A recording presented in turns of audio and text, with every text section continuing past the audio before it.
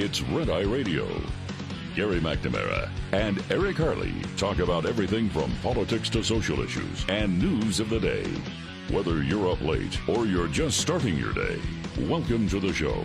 From the Uniden America Studios, this is Red Eye Radio. Hello and welcome. He is Gary McNamara. I'm Eric Harley as we begin a Tuesday. Gary with a question.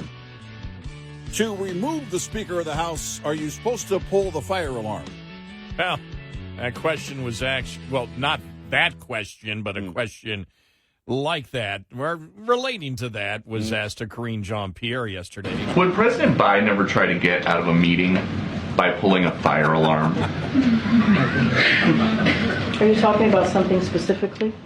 Like she didn't know. What? I don't know. Like she didn't know. Talking about, well, huh? What? I mean, it's a stupid question. It is. But it is. You know, it's a snarky question. Doesn't even.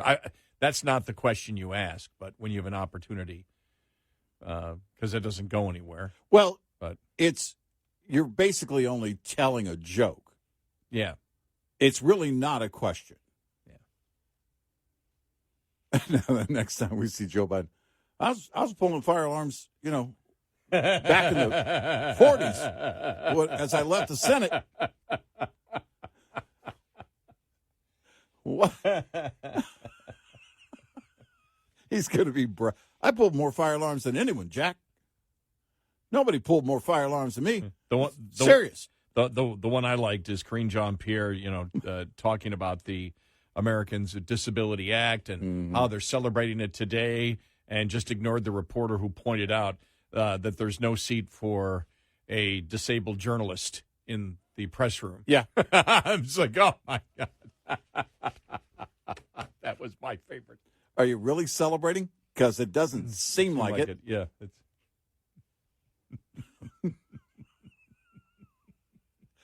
Seriously.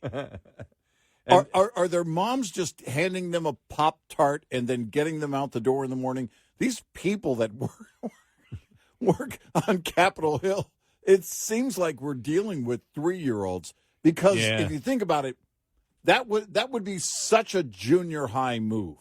Man, we got a big test today. I know. You know what we could do? We could pull the fire alarm. Man, you can't do that. I'm pretty sure that's against the law. No, it's not. No, we might go to the office. It's not against the law. Well, who's going to pull it? I don't know. Let's flip for it. I mean, it is childish. What am I going to do? I'm going to pull a fire alarm. Right. Oh, and The View today. Oh, I got to see if I can find some audio from The View. Originally, this wasn't, part of the serious discussion, but it really does. I'm so glad you brought it up, because the context of how you brought it up was like, these people are children. They really are children. I'm going to pull a fire alarm because I don't want to vote. Right. I mean, you're a child. And then calls Republicans Nazis for bringing it up. Right. When we know what Nazis are. Nazis are what the Canadian Parliament gives standing ovations to. Exactly. We know that. Right. Did any Republican has any Republican got a standing ovation from the Canadian Parliament? Not that I know of. Not that I know of. Right. And then the tide turning on the border thing. So now you have Hochul and Bill Clinton. And you've got Pritzker now. Mm-hmm. Adams going to Mexico. Pritzker in why are you going to Mexico? Exactly. What are you going to do? You don't need to go that far south. Biden is in D.C. Is Biden vacationing in Mexico? We need to go check and see. No, I mean, it's the left is losing their mind over the broken border. I know. Bill Clinton, we need to fix it. I'm sorry, what? Seriously, the government needs to tell us yes or no. Are the aliens here? Because I think they are now occupying the liberals' bodies. Governor Hochul. Listen, we know we got that whole statue thing, but we don't really mean it. That was then, this is now. I mean, it's just crazy when you look around at who has the ability to govern right now on the left. Tell me one person who has the ability to govern on the left. Well, I think some have the ability to govern bad. Well, that's not government. I didn't say misgoverning.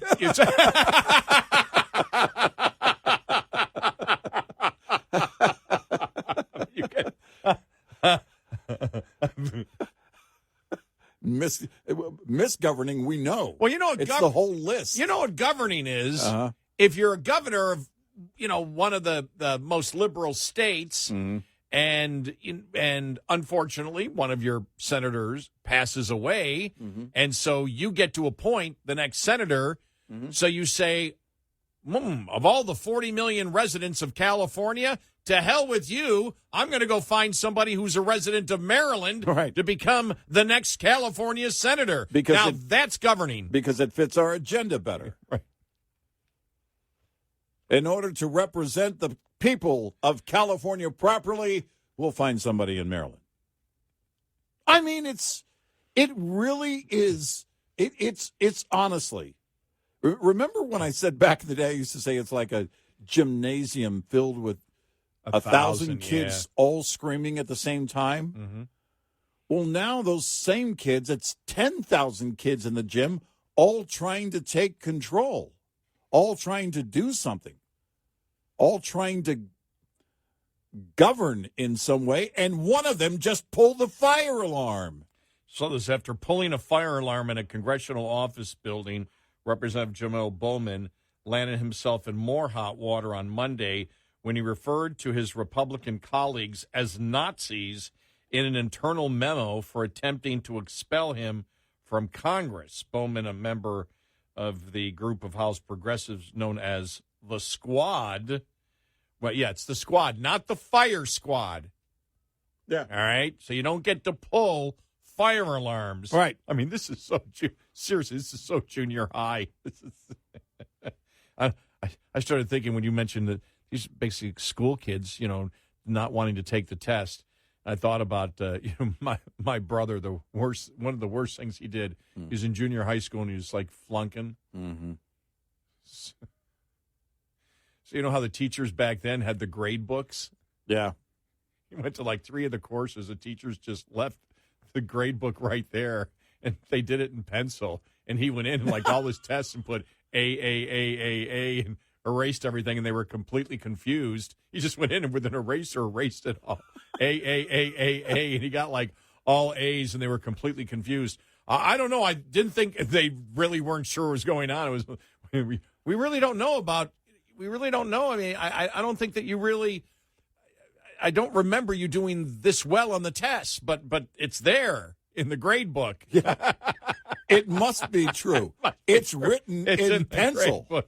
But nobody could change anything written in pencil. And then when I got to show you, and I always, because I always have fun, just teasing my brother, who's as honest as you could possibly find now as an adult. Yeah, beyond the age of 18. Yeah. But we always laugh because he'd skip classes in high school all the time. And the truant officer guy, Mr. Cruz was his name, and I didn't skip classes. My brother did. Right. And so I got called to his office one time, and he said, well, we reported that you were not in the 20-minute study hall before lunch yesterday. We had a 20-minute study hall. Right. And I said, I was there.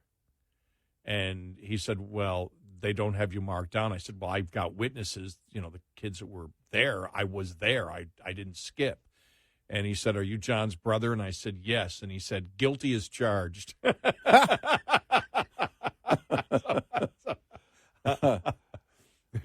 So I was guilty adjacent. Yeah, exactly. Guilty by association. And my brother I still tell the story today. When my brother's there and everybody just bursts out laughing, it's like, you don't know how hard it was. I had to follow my brother. And then my sister says, then I had to follow you two, and it's like, oh, yeah, that's right. I forgot about that. Well, I was so convinced that the truant officer actually was an entire force at the police station, so it was like a SWAT team, that I was so afraid to skip. I was afraid they would show up at the door, with their PA system, come out of the house, bring your books with you. I just never skipped. One time, my mom picked me up. I was running a high fever. So I'm at the house. She goes to the store to get me some kind of medication. And I'm laying there on the couch. And a gentleman comes to the door, and he's dressed in a suit and tie. And I'm thinking, truant officer, I'm going to prison. This is how it begins and ends. And I'm like, well, I'm pretty sure he knows somebody is home. The TV's on. So I grabbed the little paper that the school gave my mom. She came to sign me out. There was this little slip of paper. So I just grabbed it. It's all I need, all I, thought to do. I thought it's all I have. So I go to the door, and the guy goes, is your mom or dad home? I said, no, but I have this. He goes, well, what's that? And I said, it's my note from school. He goes, huh. And he actually looked at it, and he goes, okay, well, tell him I'll come back later. Oh, my gosh. And he gives me his card. It's an insurance salesman. He wasn't even a truant officer. I don't even know why he looked at my note. That's a great story. I'm like, what just happened? Can the insurance guy take you to prison? I was thinking that till my mom got home. I just never, because my dad was a military police officer, I was always afraid that I would have 5 or 6 cops show up at the door because I skipped class. Yeah, I would. If I was, a kid today, I would hate the modern technology we have where your parents get an email on everything that's happening. Oh, that started years ago. We would get text messages. Yeah. That they were, if the bell rang and then 10 minutes later, if they still weren't in class, we would get a text message. We would make, if they would send mail, and we would get to the mailbox first. I think my parents went to maybe one open house through all of high school. They never knew what it was. Mm-hmm. And if we'd be driving near the high school, they'd have the big sign, open house. Yeah. And we knew it was there, and hey, let's go down this road. I want to see this over here. My parents would we would do anything to get out of my parents going to open house. If my parents ever went to every open house, my high school life would have been, and junior high life would have been an absolute hell. Yeah. Yeah, no doubt. Because it's one thing of, getting a call. It's one thing constantly monitoring what you're doing day by day. Oh, my gosh. I would get, because my 2 oldest played sports, and often they would get a note to go and work out with the coach or whatever it is. And so they weren't in one class, for a little while. They were over in the, gym or whatever with the coach. But it would just say they missed this class. And I would get a text message or an email or both. And I was like ready to go. All right. What happened today? I got the spotlight. I'm doing the full interrogation. Here you go, Dad. Well, the only thing is, they and we were children. Yeah, that's our point. These are members of Congress, right? And the excuses they were trying to make on the View. Well, he really did know. I mean, it's very tough. I mean, people, they're in a hurry and they may not know what the purpose of it. And I'm thinking to myself, what is this? And I went right back to Phil Hartman. Mm-hmm. Is this caveman congressperson? Yeah. I'm not familiar with your fancy, technologically driven fire alarms. Right. I'm not sure when it says, don't pull this unless it's an emergency. Right. Well, I can't open the door, and I wish to go out this emergency door instead of another door. That explains why every time he goes to lock his car, his alarm goes off. Sitting there hitting the emergency button all day long. Yeah, it's like, come on. The fact of the matter is he did this to be disruptive. Yep. Everybody knows it. Yep. You're a child. By the way, that's the best thing you can come up with. That's the best thing you can come up with? To be disruptive. To be disruptive? Pulling the fire alarm? Because you're thinking, oh, there are no cameras around here. What kind of moron are you? It's not whether or not if you're a moron. It's what kind of moron are you? Well, if they could hide the coke in the White House, I certainly can pull the fire alarm. They must not have a camera on this. Exactly. 866-90-RED-EYE. This report is brought to you by Shell Rotella. With advanced synthetic technology, is designed to help keep your rig running with more mileage and less maintenance. As the seasons change, so does truck maintenance. Cold weather can affect everything from your batteries and air brake system to tire inflation and fuel lines. Here's a maintenance tip to help make sure your rig is ready when winter comes knocking. When temperatures fall, the paraffin wax in diesel fuel can thicken so much it clogs fuel filters or solidifies to the point where it will no longer flow. Invest in a new fuel filter now and consider adding a winter fuel additive to your maintenance routine to help prevent fuel gelling. To learn more about winterizing your truck, find a professional technician today and ask about their fuel additives and fuel filters. Coming up, more with Gary McNamara and Eric Harley. It's Red Eye Radio.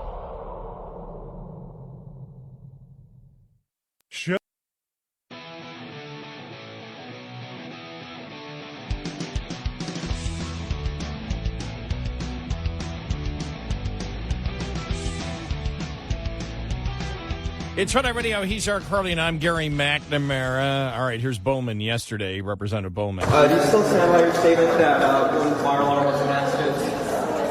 You know, I don't know why this has gotten so much attention. I was literally just in a rush to go vote, man. That's all it was. Mm-hmm. Are you afraid of any repercussions, either from leadership or from legally from Capitol Police? I mean, listen, I take responsibility for what I did, you know, but like I said, I was in a rush to go vote, and, you know, the investigation will sort everything else out. Have you talked to Jeffries about it? Oh, yeah, of course. That stayed on. Yes. How was that conversation? Well, I got to keep that between me and the leader, so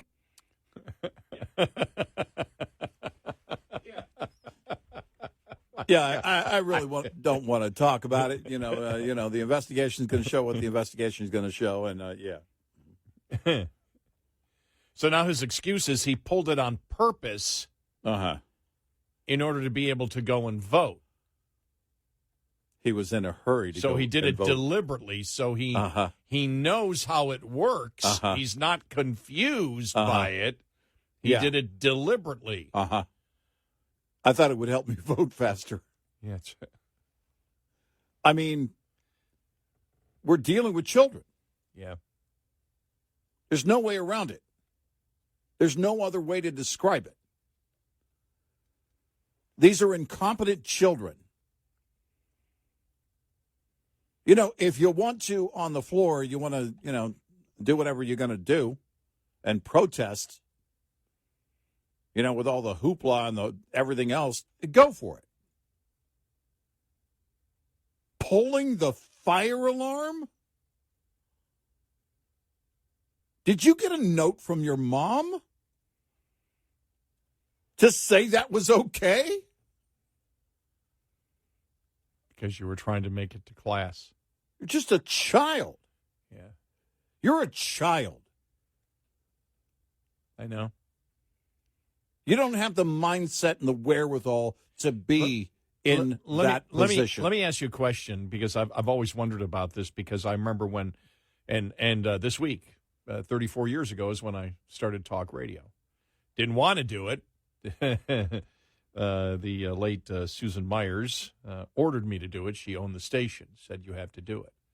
Plus, she knew some secrets about you. Oh, well, she did, but I don't know if she would let them out.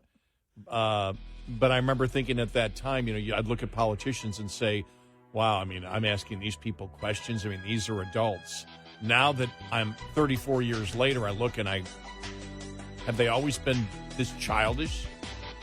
Have we always elected children? Or is this something new? Yeah.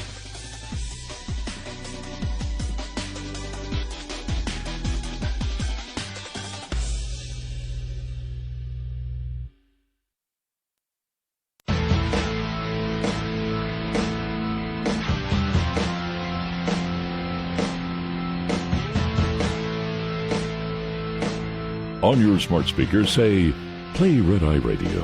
And, if you're really nice, she might. Red Eye Radio. And I'm Gary McNamara along with Eric Harley. We want to welcome a new sponsor, Extended Optimum Used Truck Coverage. Drivers, your used truck is your money. Any downtime can cost you big time. Extended Optimum is an entirely new manufacturer-based protection plan for used Freightliner and Western Star trucks without a current warranty or extended coverage. You need to check this out. You can do it at extendedoptimum.com. Extendedoptimum.com. Couple of things here. The Trump civil fraud trial going on. You know, one of the things you and I've asked is on some of these cases here, I haven't seen enough legal analysis. You know, and I did yesterday. First off, starting with the New York Sun, and this is really important stuff because they may find the judge may find Trump guilty. Will it be overturned? I actually looked at part of the civil law and I went, that's got to be unconstitutional. When you look at it, it basically says nobody has to be harmed. Right. You don't have to do it in a contract. All you have to do is create some falsehoods. Whether they affect anybody or not really doesn't matter. Right. Whether they affect anybody in a negative way doesn't matter. Mm-hmm. If you just state something as false, civilly you can be prosecuted for it. Mm-hmm. I believe that's hogwash. And so when you get to, for example, this is from the New York Sun. The ruling of the New York judge that President Trump defrauded banks and insurance companies by inflating the value of his real estate assets is based in at least one prominent case on the judge's elementary misunderstanding of basic real estate law, according to industry insiders who have spoken to the New York Sun. The director of the School of Real Estate at Florida International University tells the Sun that the metric used by the judge is not a good way to value the property and is not the right approach. He adds that real estate professionals don't even look at county appraisal data, which the judge relied on in rendering a summary judgment. He adds that any real estate professional would say that market value and county appraisal are not even the same thing, and that it's not the job of the county appraiser to assess value. If it was, we wouldn't need Zillow. County officials like the one in Palm Beach County, the judge cites, merely perform drive-by appraisals that are used to assess taxes, not the total value of the property. The president of the Palm Beach Board of Realtors, John Pickett, tells the Sun that in pricing a property, he very rarely looks at the county appraisal and that the county's estimate is rarely a component factor in how much he reckons a property is worth. He adds that the county appraisal can be outdated or skewed or otherwise remote from the pulse of the market. One real estate attorney tells the Sun, I would not use nor have I seen a bank use the county market valuation in obtaining a mortgage. The professor agrees, explaining that the appraisal value is detached from the true value of the property.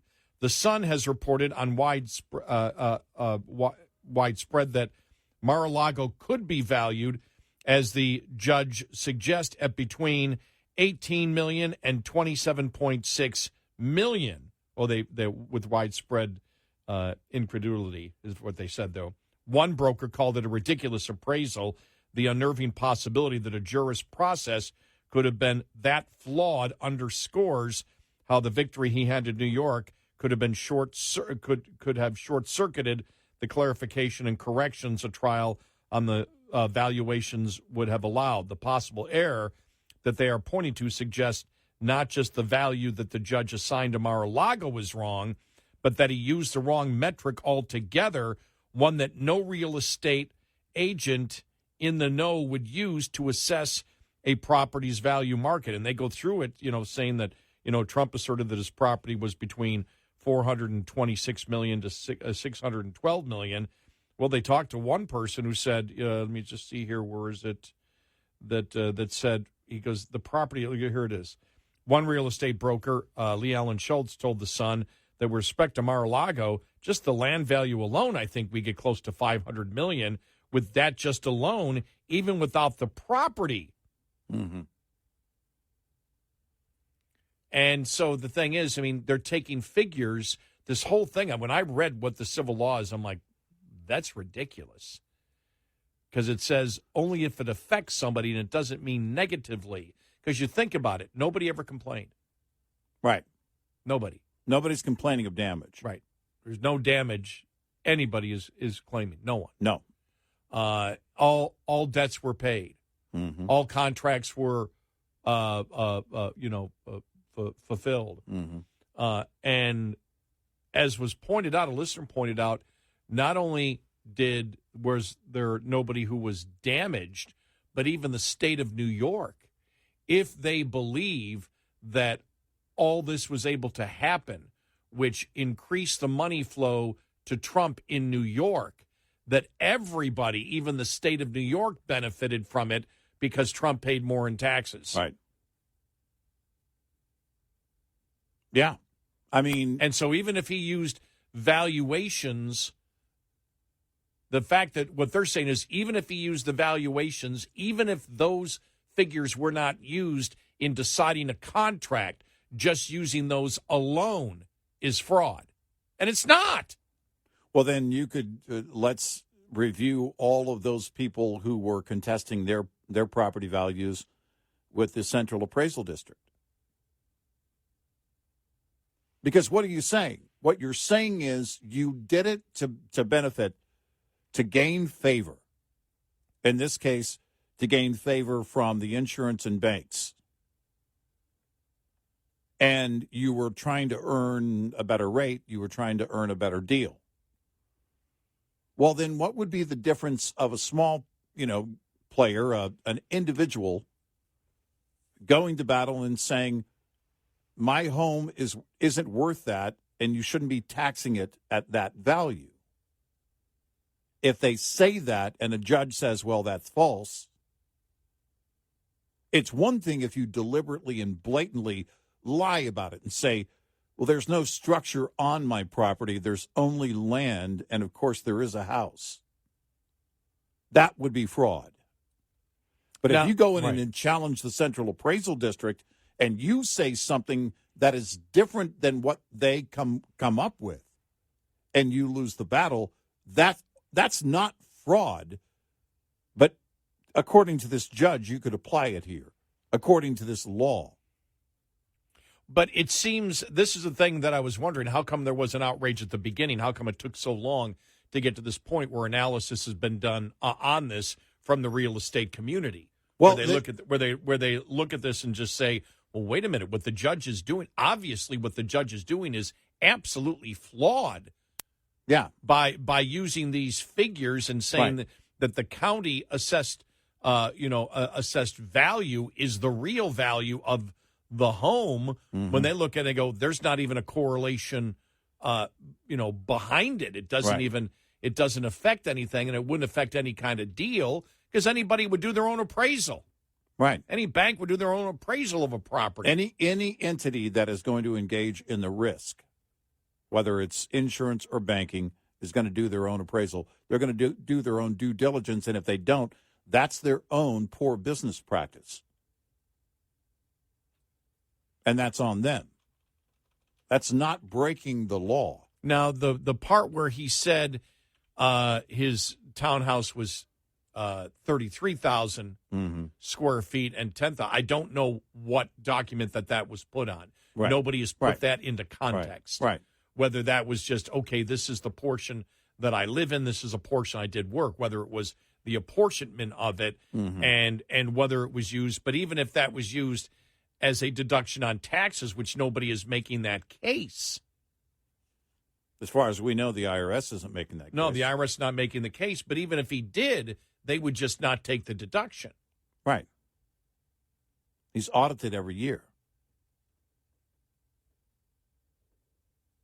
So, yeah, I mean, it's just you it look at reeks- it, it reeks of overreach and trying to basically demonstrate to people, and the public. I don't even know that the DA here, the state attorney general rather, or the judge, I don't think they necessarily need a win.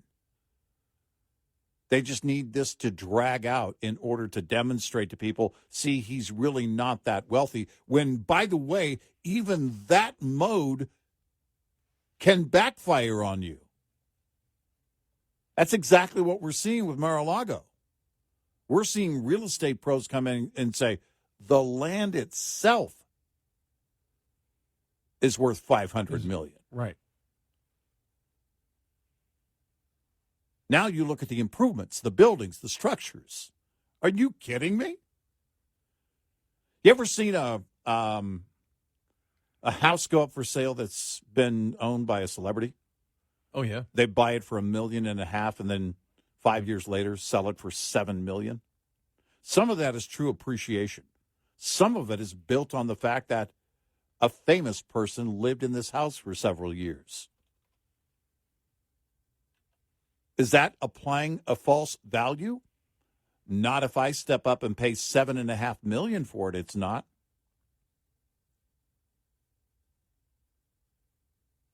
Yeah, it's just really you look at it and you're just like, I shake my head. And one of the things that was brought up is if they're going to do this to Trump, who's going to want to do business in New York? Right. No, I mean, this is all-out war. If you're going to start a business and you're going to become big and you become forget about even running for office. If we find out you're a big political donor, we're going to come after you. This is their new tactic. We said it a long time ago. When they started throwing this, the raid on Mar-a-Lago changed everything. It set the new tone. This is who we are, and we're not going to apologize for it. And the current attorney general steps up for an interview a few days ago and says, oh, no. We don't favor one side or the other. That's the same attorney general who stepped up days after the raid on Mar-a-Lago and said, that was all me. That was my decision. I pulled that trigger. This is their only political tactic because they can't stop their opponents on the facts. They can't debate on the issues. We'll weaponize every office at every turn. And it's not going to stop. I think it was Andrew McCarthy who wrote something on it that I'm trying to find here. And he writes, this isn't a judicial proceeding, it's a partisan farce. Yeah. And by the way, when you look, and I look at, Andrew McCarthy, I've agreed with him at times, I've disagreed with him at times, but he is somebody that I never have viewed that he judges the law by partisanship. No, I've never gotten that from him. Here it is. The law doesn't require a showing of harm. The state need not prove the defendant even intended to defraud anyone, much less actually defrauded someone. Right. It need not be established that any creditor or financial institution even relied on the defendant's misrepresentations. You and I asked at the beginning, Yep. where's the intent? Yep. Where's the intent? Well, you don't need Right. intent. That those misrepresentations were material or that anyone was actually fooled by them. The state just has to show that a defendant made false claims with enough persistence and repetition that there are at least two persons affected, which, whatever it means, is not a synonym for harmed. So if you were affected in a good way by it, whoever these two people would be, that I look at that law and I'm just like, that cannot be constitutional. No, it can't. And we went over the whole thing based on the Ernst & Young case and case law that they were citing. Mm-hmm. And this entire thing, this is such an overreach. Now they Because say any- now he's saying there's some whoppers in here that Trump had. Okay. There's some whoppers. The square footage part of it, Okay. which really elevated that. He goes, Sure. there are whoppers in there. Then demonstrate where exactly he broke the law, and that's what's missing right now. Why wouldn't we see that first? He committed fraud by falsely saying this on an application for a loan or whatever it may be, and he broke this law accordingly. Said, but this was for political consumption. And Let's take a break and we'll come back here in just a minute. All right, 866-90 Red Eye. Lines open for your calls. 866-90 Red Eye on Red Eye Radio.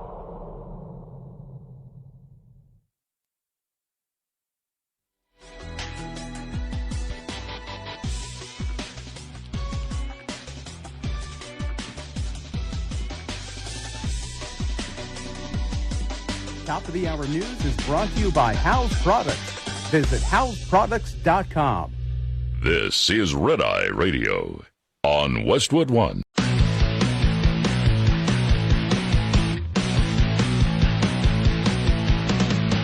Now, it's Red Eye Radio.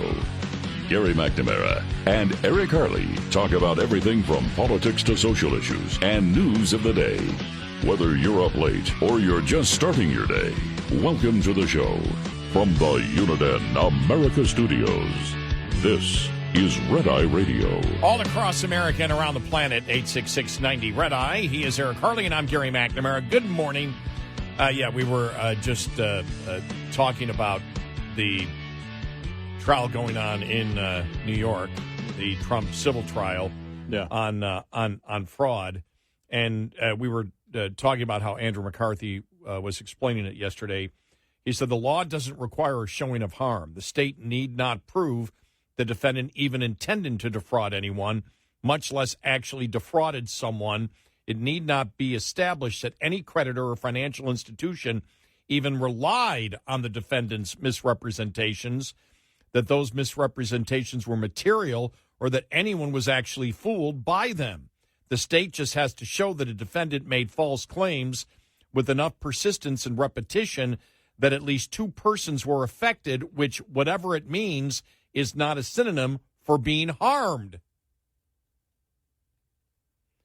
And it says the state thus has used Trump's financial records to establish that he significantly overstated the value of his assets in statements of financial condition, SFCs are called, that are customarily required in various business dealings.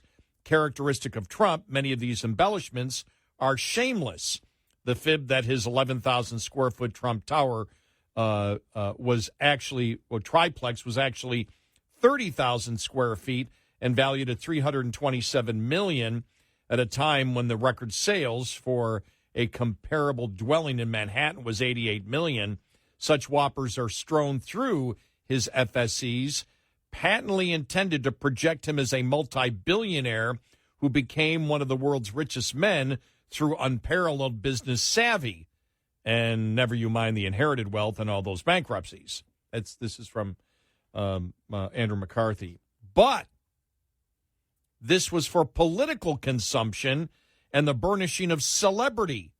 In the league of sophisticated financial actors in which Trump plays, where corporate departments are dedicated, say this again here, where corporate departments are dedicated to valuation analysis because that's the bread and butter of finance, nobody took this nonsense seriously.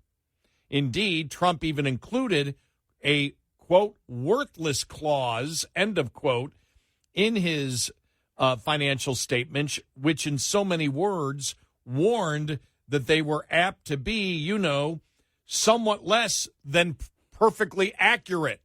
He actually put it in there. Many of the financial institutions that did business with Trump did so for years and knew exactly the cat they were dealing with. They made loans and indemnified Trump because they knew, based on their own expertise and experience with him, that he was quite wealthy, even if not as wealthy as he claimed, and that he would pay up, which he did reliably.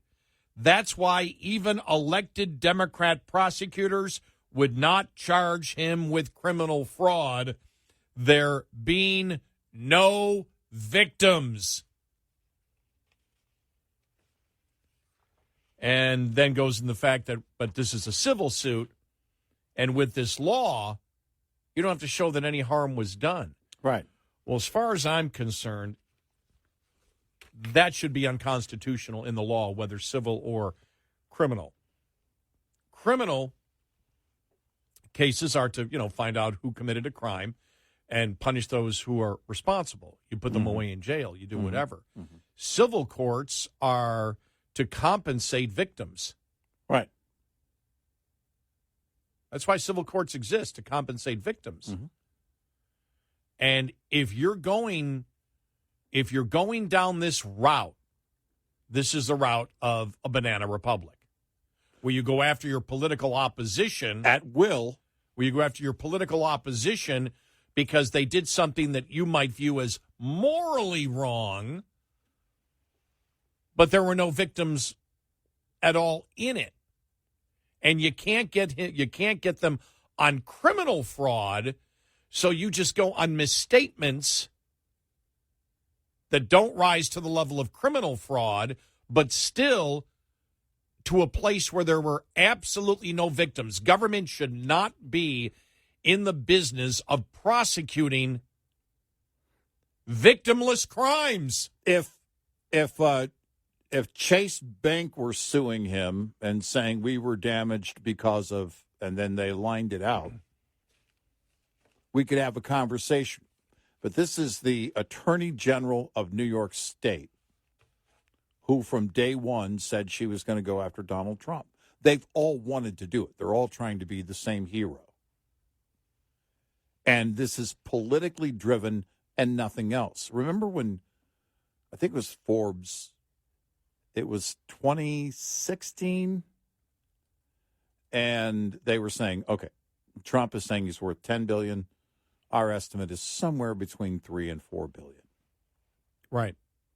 And they broke some things down, and then everyone, the liberal media, see, he's not worth as much. He's not worth as much. That's part of what's still going on here.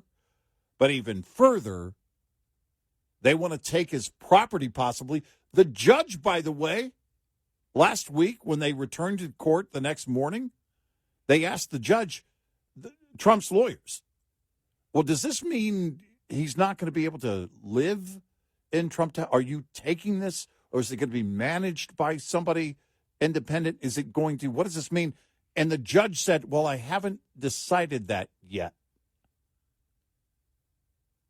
Well, you're trying to dissolve his businesses in the state of New York, and you haven't thoroughly thought it out yet as to what all that would include? And one of your bases, because he was talking about the fact that, because the media was reporting the judge's valuation of $18 million for Mar-a-Lago. Right. And he's like, well, that's not mine, that's not mine, that's not mine. But when you see that absolute flaw in the argument that real estate people are making, right, that the county assessment is not the value of the property. Never has been. And never has been. You can't go to a bank and say, you could look at county assessment and go, okay, I might have a ballpark. I'm talking the individual level. When it comes to something like Mar-a-Lago and the location of Mar-a-Lago especially, you talk about that part of Florida, his neighborhood, there are houses around there that are likely worth, and I mean much smaller properties, that are likely worth 15, 16, maybe $18 million, because that's what they're claiming. That he's claiming $500 million, it's only worth $18 million. You're smoking weed if you're going by any other assessment than what a bank, if someone's going to put teeth in the game, appraiser would do. That kind of appraisal, I don't know how long that would take. That might take days. Well, as the real estate person said, I mean, the fact that the judge, saying 18 million, the judge, I'm not saying 18 million. It's like, yeah, but you're what are you saying? But you're using that figure to come to your decision. Right. that fraud was committed and that number you're using is the wrong number to be using. But again, this is the thing that you get into, because how could you be a judge and make this kind of mistake? I wouldn't make that kind of mistake. No. I would understand. I'm not a judge. Right. And I would understand that the assessed valuation, when you look at Mar-a-Lago where it's located and say that's just $18 million, now I might not be like that one real estate agent that said the land alone is $500 million. Mm-hmm. But it's getting into this game of judging fraud through different appraisals. Now, if it was done in a contract, if the contract said these numbers must be accurate and relating to something specifically, we wish to see the appraisal of it, and you forged, and you faked that you got an appraisal. That's fraud. That would be criminal fraud at that particular point. Right. But these are just general financial, statements. This is what I'm worth. Okay, we're going to check it all out. Right. And then they wish to destroy his entire business and dissolve his business because of that. Government should not be involved in prosecuting civil or criminal criminal charges where you can't find any victim, where there's no victim. Because when we talk about doing business with banks and insurance companies, and they're responsible, by the way, for doing their own due diligence. Everybody on the planet knows about his 6 bankruptcies. He wrote about it in 1 or 2 of his books. I think he wrote, there was a part of his book where he saw a homeless guy, and he was in debt for $900 million. And he said, that homeless guy is worth $900 million more than I am, because I owe $900 million. And so he was doing the reverse math. It hit him. And I don't know. It's been talked about for years. In fact, it was one of the reasons that many people said, I don't know, he is a businessman, but he's had a lot of bankruptcies. I remember having the discussion on the show, and somewhere in 2016, probably the summer of 2016, I remember that conversation coming up. And going back to 2011, remember 2011 when he was flirting with actually running in 2012? He actually got the trademark on "Make America Great Again" the day after the 2012 election, and he was, everybody was saying, okay, and we were talking about him then, saying, okay, well, if he's going to jump in. It's part of the vetting process, what everybody does, voters and everybody else, all of us in the media, we sit and, okay, hash it out. Who is the guy? Look, this guy has been famous for decades because of his business dealings. I mean, I know the TV show. I know the appearance in Home Alone 2. We know all of those big moments. But honestly, none of that came about without his business dealings. And also that includes when you sit down to do business with any Trump business, if you're a bank or an insurance company, you are taking into consideration his very public bankruptcies, several of them. And you're saying we have to assess the risk here because we don't know if these businesses were mismanaged, what were the market conditions and everything else. They're assessing risk. That's what they do. Banks and insurance companies especially, and that's what's being charged here, that he did this to get favored terms from these banks, from banks and insurance that companies. He never got. That he never got. There's no record of it and no claim officially of it. Right. I'll say it again. Whether on the criminal level or the civil level, government should not be prosecuting, bringing charges where you can't find any victim and no victim has even come forward. And I know somebody's going to say, well, what if somebody kills somebody, but they bury the body, you never find the victim? Well, there's still a victim. Mm-hmm. There's still a victim, and the evidence leads, to the, whether it's combination of circumstantial and forensic, you may never find the body, but there's a victim. Right. They're gone. Right. But here, there's no even claim from anybody that I'm a victim. Right. And even if he did benefit, which there's no evidence being brought forward that he benefited from the fraud, but even if he did, everyone benefited, including the state of New York, because they got more taxes. Right. So even the state of New York that's bringing the charges through the AG, if she claims he sought to do it to get, better treatment, which means make more money, everybody benefited. Nobody's a victim, not even the state of New York that's bringing it forth. Right. Government should not be involved in victimless crimes. This is where you get, this is exactly what you get. You get one opposition party and their prosecutors going after the opposition candidate for politics. This is the weaponization of every department they can find. And they'll go after anybody.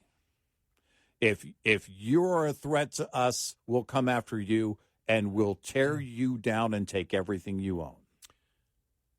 By the way, if I was worth $3 billion, I wouldn't be saying I was worth 10. I'd be saying I'm worth nothing. I don't have anything. Exactly. I'd be driving my old truck.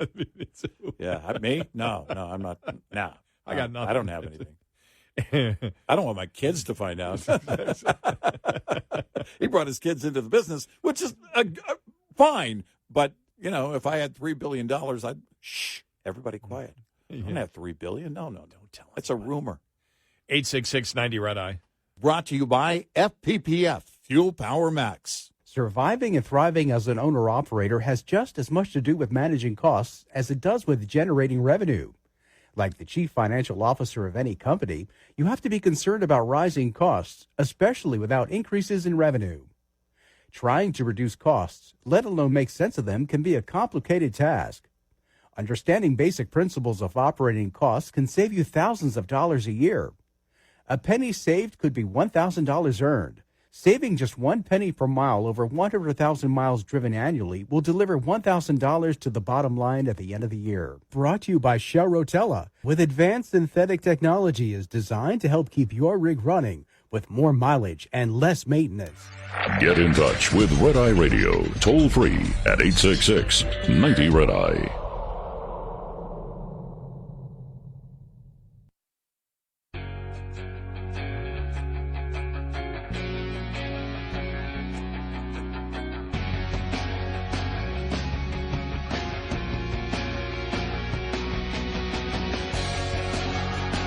It's Red Eye Radio. He's our Carly, and I'm Gary McNamara. Let's go to John in Binghamton, New York, about the civil trial of Trump. Hi, John. You're on Red Eye Radio. Welcome. Hey, how you doing? Very good. Great show tonight. Thanks. I wanted to mention, I was a city councilman in upstate New York in the early 2000s for 8 years, and I've worked on hundreds and hundreds of reassessment cases. And I'll tell you the truth, assessment has nothing to do with value, absolutely nothing. Assessment is only a mechanism for a generation of property taxes. You could cut somebody's assessment in half and double the taxes per thousand. It comes out the same, yeah. Right.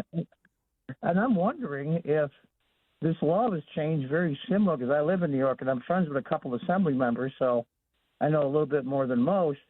Like the civil suit from the lady in the department store, that law was changed specifically to go after Trump.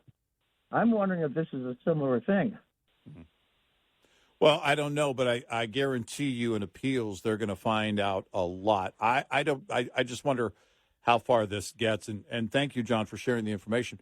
I don't know where it goes in terms of, what this judge is going to try and do, what the, Attorney General of the state of New York is going to try. She's out for what she's asking for is $250 million and also his business license. And the judge has already ordered on parts of this lawsuit, has already ordered the dissolution of his businesses and isn't sure what all that includes yet. The following day, he said. So it's hard to know, but I think in appeals there's a decent chance. I don't know what's going to happen, but there's a decent chance that this whole thing is thrown out. Because I don't see how it stands how it stands up to the Constitution. I just don't. This is unconstitutional. It's clearly a political move. There is, I would like somebody to make the argument of why it is constitutional. Am I missing something here? Yeah, right. I mean, exactly. Seriously, am I missing? But to sit there and say we need to be prosecuting and with the ultimate business death penalty, fraud where there's no victim, right? That doesn't rise to criminal fraud, right? But we're calling it civil fraud, and civil fraud can be there are absolutely no victims, right?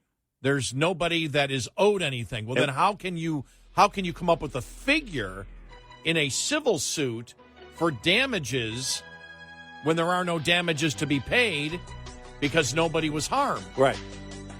I don't get it.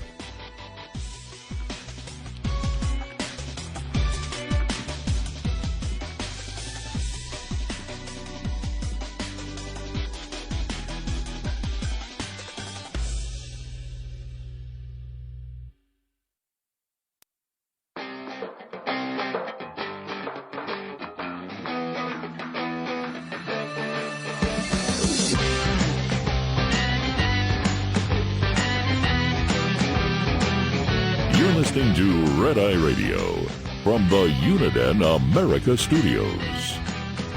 And he's Eric Harley, and I'm Gary McNamara. And thanks for the last caller who actually, has dealt with assessments.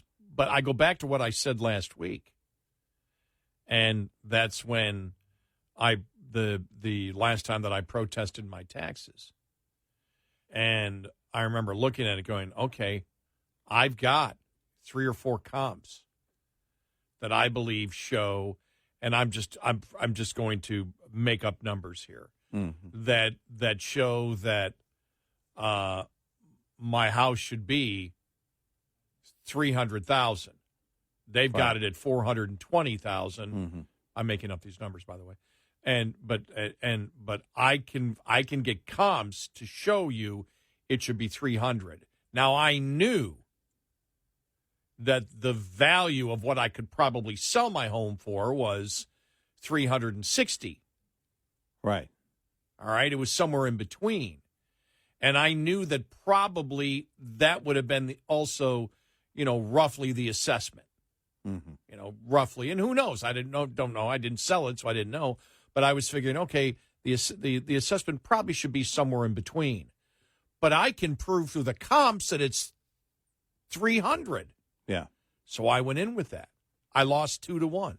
And I went, oh, you mean can't we do it in between? No, it's one or the other. Right. Well, neither was accurate as to what the actual value of the house was. It's an assessment for taxes. Yeah, it's a flawed process. Yeah. Yeah. It should allow for that, okay, you've proven something, but you didn't prove it to the point that we believe in terms of valuation, but it demonstrates that we overvalued, and so we agreed to come up with a new assessment of something somewhere in between, and they won't do that. Wouldn't do that, no. And I was amazed, when because the first assessor, there were 3 of them. She said, well, I go along with you, 300. I'm like, oh, boy, this is going to be great. And then I got destroyed from the next 2. Yeah. But I remember one of the things, because I talked about it last week, one of them said, they said, well, you live in a smaller home, so the square footage is higher. Now, I know that's true. And I know that's that can be true, but that it's not necessarily true. Right. But yeah. To me, that wasn't a justifiable answer. Right. Now, my pool, yes. The fact that I have a pool and and I don't know I can't remember what the other comps had, but I also had the open, I don't have any property behind me. There's, there's the people behind me are 1,000 feet, and there's a, great, looks like it's a pond. It's a little pond lake. And so, but that's worth. They actually assess a value to that, and they had a specific value of that. And so I was trying to protest that too.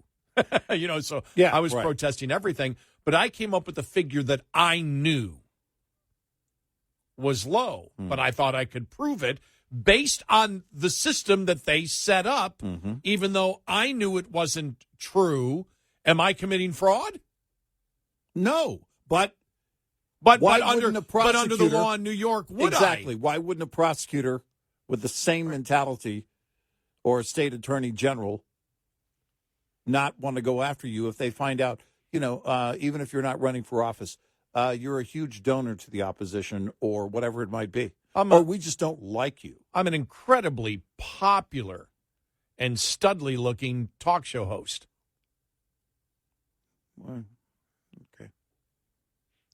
I think I might have added You should something. probably pull the fire alarm. Yeah, I think I added something in that might not have to do with my financial situation. Well, I will say this, but no, you look at what's going on here, and we don't have to have a victim. We don't have to have intent. How in the world can you prosecute based on that? How can you take civil action based on that? And again, we're talking about the Attorney General. We're not talking of the state of New York. We're not talking about any company or entity that's claiming damage here. And this is one of those cases where, because nobody has covered this from the constitutional aspect. I haven't seen any analysis on this. Have you? No. None on this particular law that says no victims, nobody's been harmed. Right. We can't prove anybody's been harmed. Right. There is no there's no intent that we can show that, to prove harm, because we know these organizations do their own evaluations. So this might have been ego or whatever. Mm-hmm. But the fact is, it didn't have anything to do with the substance of any financial transactions, because they do their own. It doesn't matter what you say. Right. Sort of like when I came up with my figure from my house. Now I use comps and I had my own formula based on what I thought was their formula, but I knew it wasn't correct. Right. So I actually knew. So am I attempting to defraud the government because I knew it probably wasn't correct, and I should have gone for, even though the comps that they had, I could make the argument that,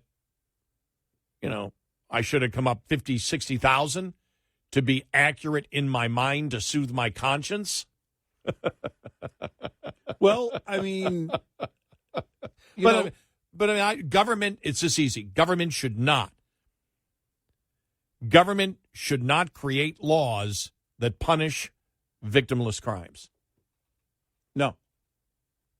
No, because it's only to punish someone for what? You can't even come up with any intent to defraud. And you're saying it's not necessary. What you're saying is he did something you don't like. He did something and essentially created a persona or a political or fame-based version of himself. He lied and didn't hurt anybody through the lie. Remember, it's not a lie if you believe it. But also, what good is a lie if nobody believes it? But this is one of those things where I look and I'm like, okay, nobody has touched the constitutionality of it. And so it's like, okay, nobody I trust on constitutional issues has hit the constitutionality of this, especially the part of there is no victim. There's nobody that's been harmed here, whatsoever, because it was never about, you're not actually judging the financial transactions here. Right. You're not judging those as being fraudulent, the actual transactions at all. Right. It's just the bragging about what you have before you actually get to the negotiations, which are the actual contracts. And you can't even demonstrate that it had any influence whatsoever. You're just stating that you're saying, and here's the thing, without the burden of proof, the burden of showing intent, so they have to have something to demonstrate intent. Without having that burden there, they can just state that he was doing it for this purpose. Yet it's not required to show intent. So you don't even know that, but it doesn't require you to know that. Yeah, that's about as bogus and hollow and empty of a law as you can get. And I view as unconstitutional unless I'm missing something here. But there's been so little talk, and you and I, that's some of the things that you and I we look at the law like this, go, well, wait a minute, it's constitutional. Mm-hmm. I know it's a civil, but this is a civil law. It's judged. I don't care whether it's a civil law. I don't believe that civil law should be punishing people and taking away people's property and forcing them to sell their business when they can't prove that people have been harmed.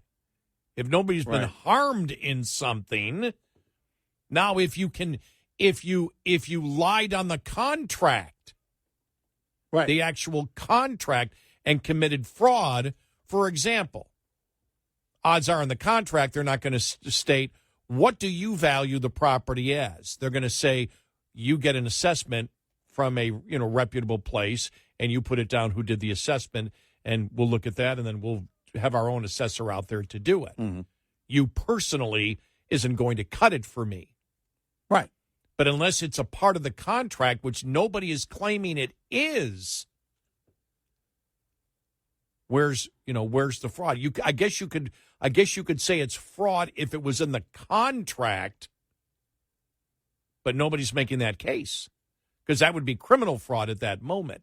But still, if you don't have, because of the fact is, if he did do that in the contract and he filed bankruptcy, and remember he did that before. Mm-hmm. Mm-hmm. He's filed bankruptcy. Mm-hmm. If he was following the same pattern, well, then you could go after him for fraud at that particular point if you filed bankruptcy down the road, even if you were making your payments on that one. If you filed bankruptcy, well, we might have never done this loan if we would have thought he was worth all of this at that point. Right. But that's never happened. Right. Yeah, what a mess. I mean, it really is. It really is horrible here. And then the question would be, all right, what about any company that's doing business with a bank, a corporation? You've seen major real estate companies now turn the keys to their properties, commercial real estate, back over to the bank. With everything that's going on right now, the valuation just isn't there. And our debt on this property towers over the valuation. So we don't see any need to fulfill this contract. Now, the bank has recourse. They can go after them. But on a prosecutorial level, the Attorney General, you're going to go after businesses that say, sorry, we're going to default on our loan? That happens all the time. And there are, in the private sector, there are repercussions. And that would be, all right, you look like you're in trouble and nobody wants to do business with you anymore. And as a company, as a corporation, your credit rating and your rating overall goes down. And investors start running away from you.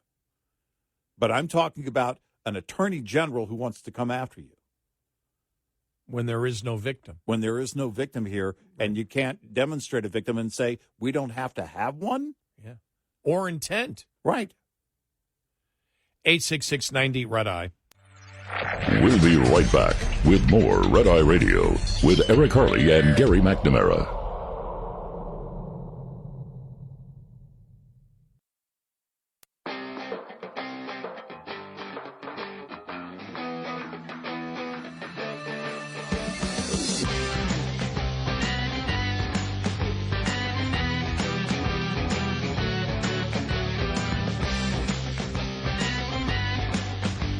It's Red Eye Radio. He is Eric Harley, and I'm Gary McNamara. Coming up, Matt Gaetz. We'll see what happens there. Gavin Newsom. Choice for senator in California is not a California resident, but a Maryland resident. To properly represent the people of California. We'll go all the way across the country. And the insanity of the border and Biden's border policy. Now you've got the governor of Illinois, the mayor of Chicago, screaming that they need help from the federal government. Sorry, you're not going to get it. You've got Mayor Adams not going to Washington, but going to Mexico. What do you think you're going to get done in Mexico? Just idiocy, complete idiocy of these people. And Hochul now backing off the criticism of the federal government because they all have to pretend, because that's the talking points now. The border is secure, but there's a humanitarian crisis. Well, what's a humanitarian crisis? Well, the humanitarian crisis is the migrants that have a humanitarian crisis. Well, why do migrants have a humanitarian crisis? What you've got to connect it. So they're crossing the border. Right? Well, some are. Well, then what's going on in New York and Chicago and Philadelphia with these hundreds of thousands of migrants coming in and Democrats screaming? Well, that's the humanitarian crisis, which is caused by what? By a secure border. I mean, this is the crap you got to deal with Democrats right now. It's like children. Right. Can't say that the border, is not secure. The border is secure. Nobody's getting through, but hundreds of thousands are getting through. But it's a huge problem that we're allowing to get through. Yeah. That's causing a huge problem in these Democratic cities because the border is secure.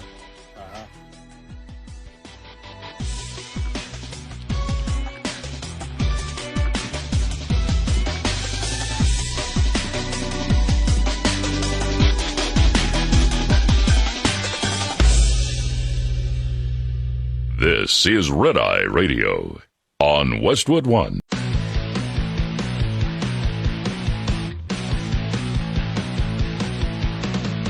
Now, it's Red Eye Radio.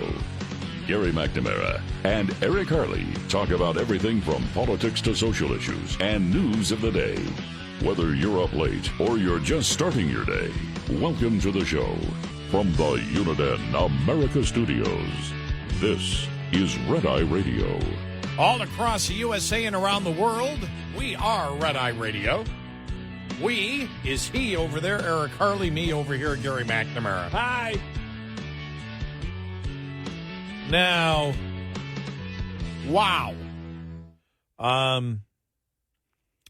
In my 34 years of talk radio this week, I've never read a story like this. We talk about crime, things like that, smash and grabs. Right. Homeless pirates are marauding through crime-ridden San Francisco Bay. We've now got pirates that are stealing boats.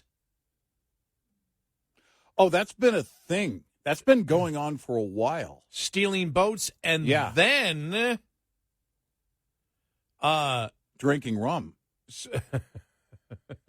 Buying restaurants in Silver Spring, Maryland, and having John Taffer come in. No. Wearing a patch, the whole thing. Homeless pirates are marauding through crime-ridden San Francisco Bay. They're stealing boats, and then they smash and grab houseboats. Yeah. Well, there's been a thing for a while. I think you and I talked about it. I believe it was the Wall Street Journal that did a piece on it, and it was people that were kind of caught between, during the whole COVID thing, they relocated, but then it was, they weren't able to get into a new home, and then they started living on a boat, or they just decided to sell everything and live on a boat because they couldn't. There's, various reasons why they started living on boats. And it was a very interesting article, but they said, one of the things you have to do is you have to, protect it like it's your home. If it's not in storage, if you have a boat slip, there's some security.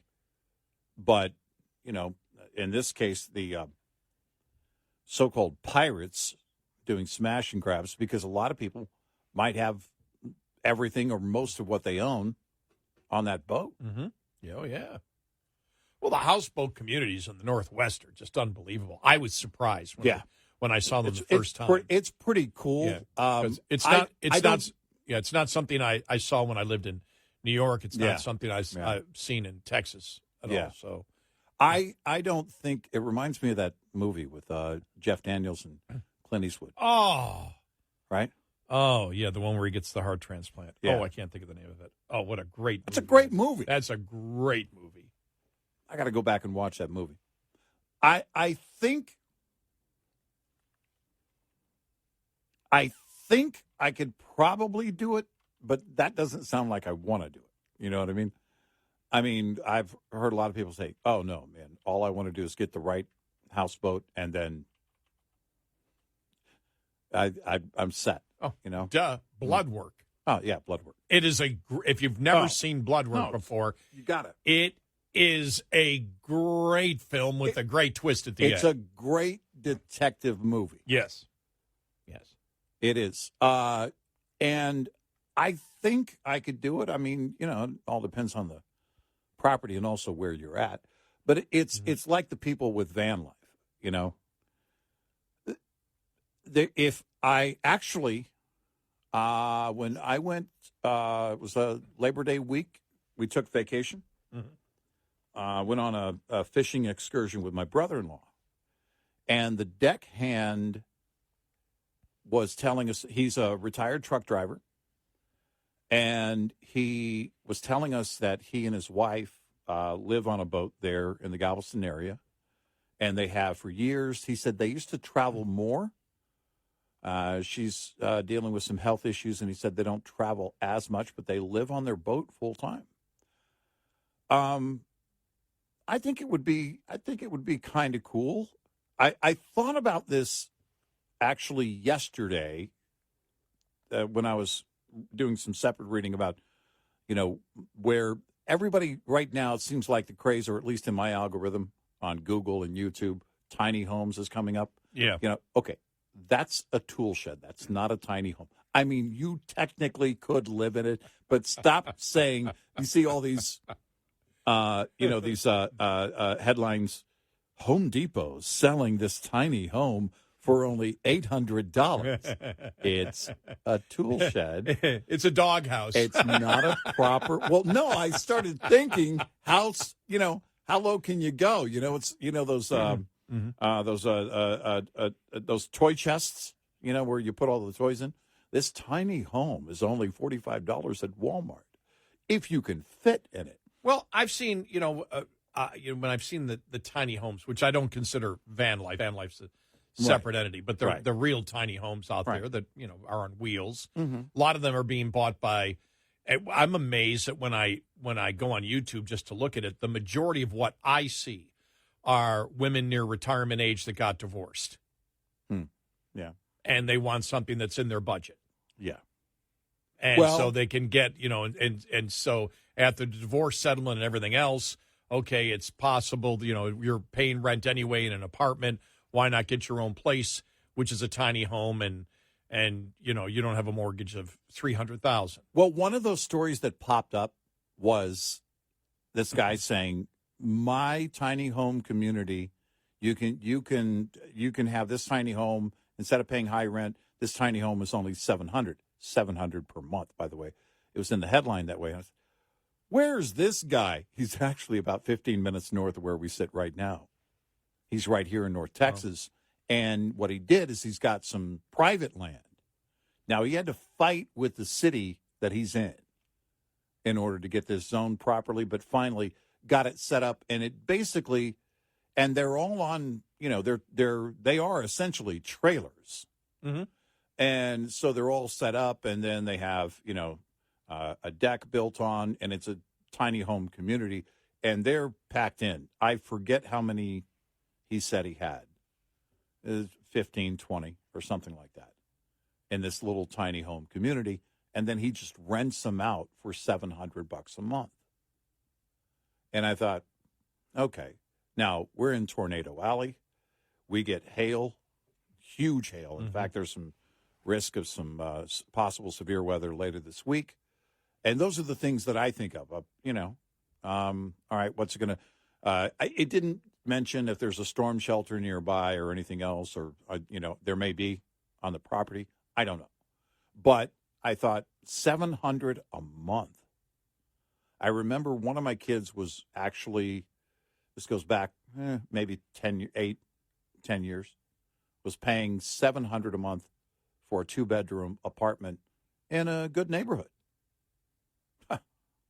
Not anymore. Not anymore. No. And, so yeah, it is people that we actually know a few people that fit the mold of they sold their house when prices were high and now don't want to buy because interest rates are too high. They don't believe even their cash will go as far, so they're going to rent for a while. And they started seeing this. In fact, there's been some coverage of this locally on the local news over the last year or so. And that's people buying RVs, larger RVs, but living in an RV for a while. And this one guy that owned this RV park said, I just doubled my land. I bought the adjacent land, and I'm going to double the number of lots I've got for RVs, spaces.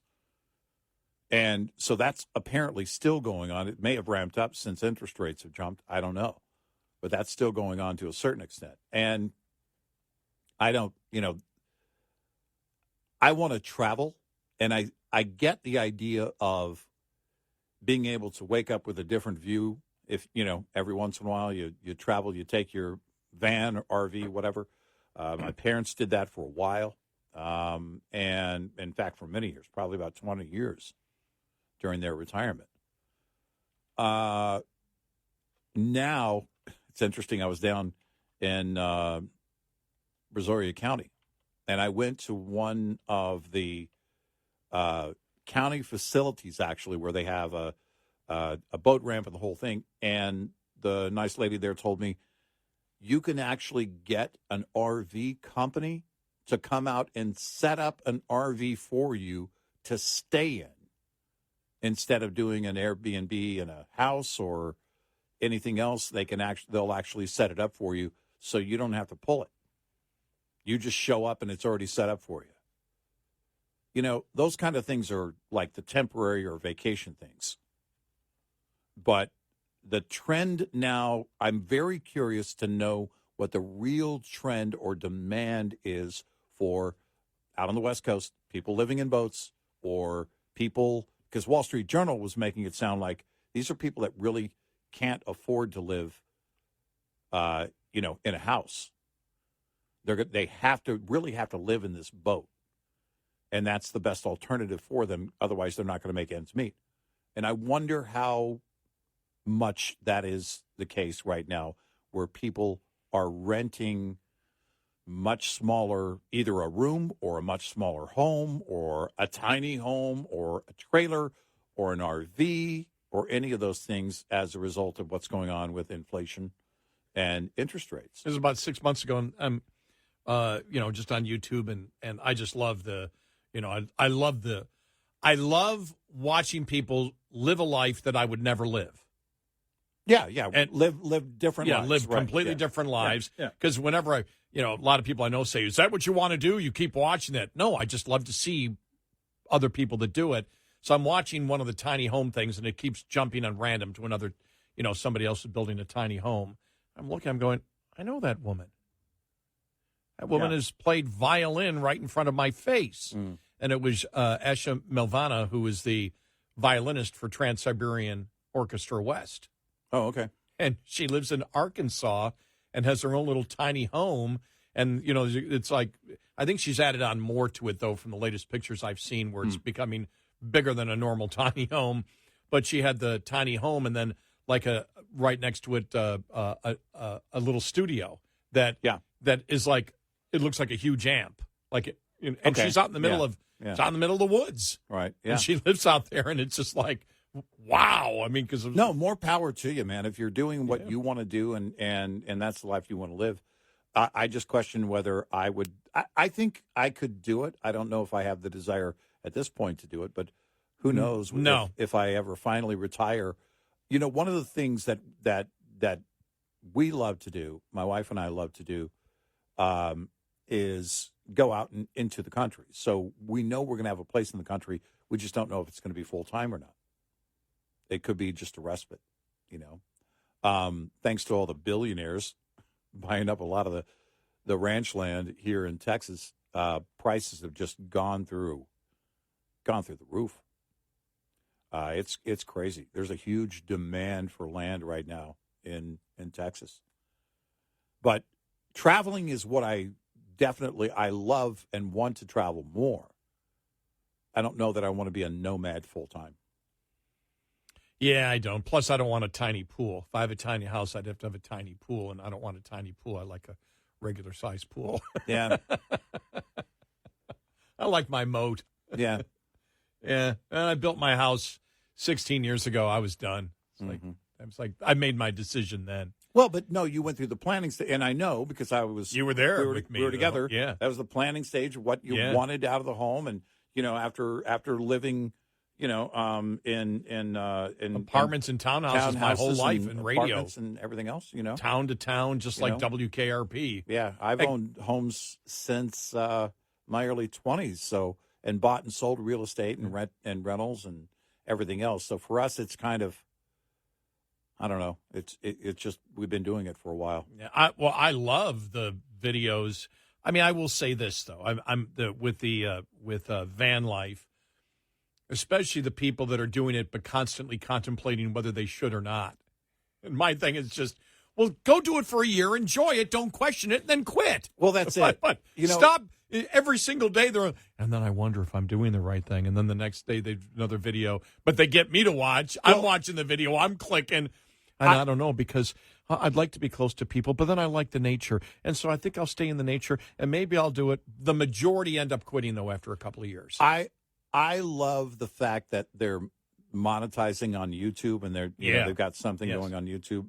And I'm encouraged when they take their money from YouTube, clearly taking their money from YouTube, and then they buy other things that are, you know, they increase their wealth in other ways. And a couple of YouTubers that I follow recently bought some fairly decent properties.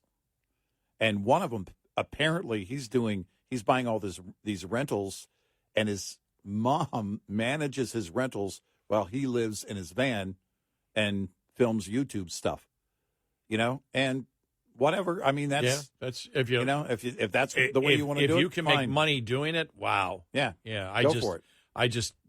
I can't spend my life emptying black tanks. You know, I'm sorry. That's really that's the difference for me. And I did it for one of my merit badges in Boy Scouts. I did the entire tertiary water treatment plants. Mm-hmm. I like having modern plumbing. I don't want to be emptying my and other people's waste every couple of days. That's why we live in a modern civilization, so we don't have to do that. Yeah, and you don't have to swim in a outhouse. Yes, I don't have to do, what was it? Now, acid pot, alcohol, and Coke. And then let's go swimming in a porta potty. That's where he went wrong. It was the cocaine. It gave him the energy to do it, right? Couldn't have been the acid, the LSD, right? 866-90-RED-I. Coming up, more with Gary McNamara and Eric Harley. It's Red Eye Radio.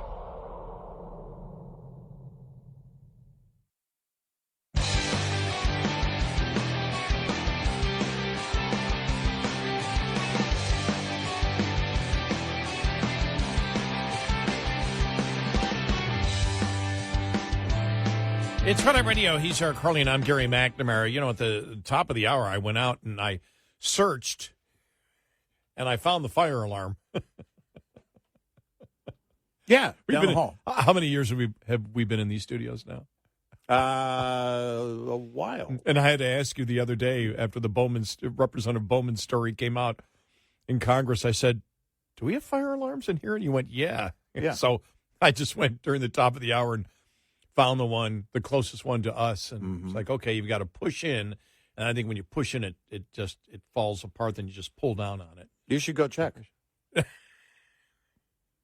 Find out how it works. Tell the fire marshal you were just making sure it worked. Well, we'd all get out of work for the night, probably, right? It doesn't set off sprinklers or anything, does it? No, and Kevin McCarthy would still be Speaker of the House when it's over. So it's not going to do everything. We'll get to talking about that whole situation. The vacate action from Gaetz. Some interesting thing when you actually look at what they were willing to sign. You know, he's actually Gaetz, the congressional, the House Freedom Caucus. Actually, it was their bill that he didn't approve of. Right. So he's really more out on his own. He doesn't have a lot of allies. It kind of felt like that for, in recent days. Because I was asking, where's Gaetz' support team? Where are the others? He seems like the lone wolf here. Right. And that's exactly what it is. I was reading an article from our colleague, Mark Levin, saying that what's he complaining about? McCarthy's more conservative than he is. Right. Like, whoa. Yeah. Inside the Beltway, inside the Republican Party, this is really heated right now. Yeah, it is. We'll get to this coming up.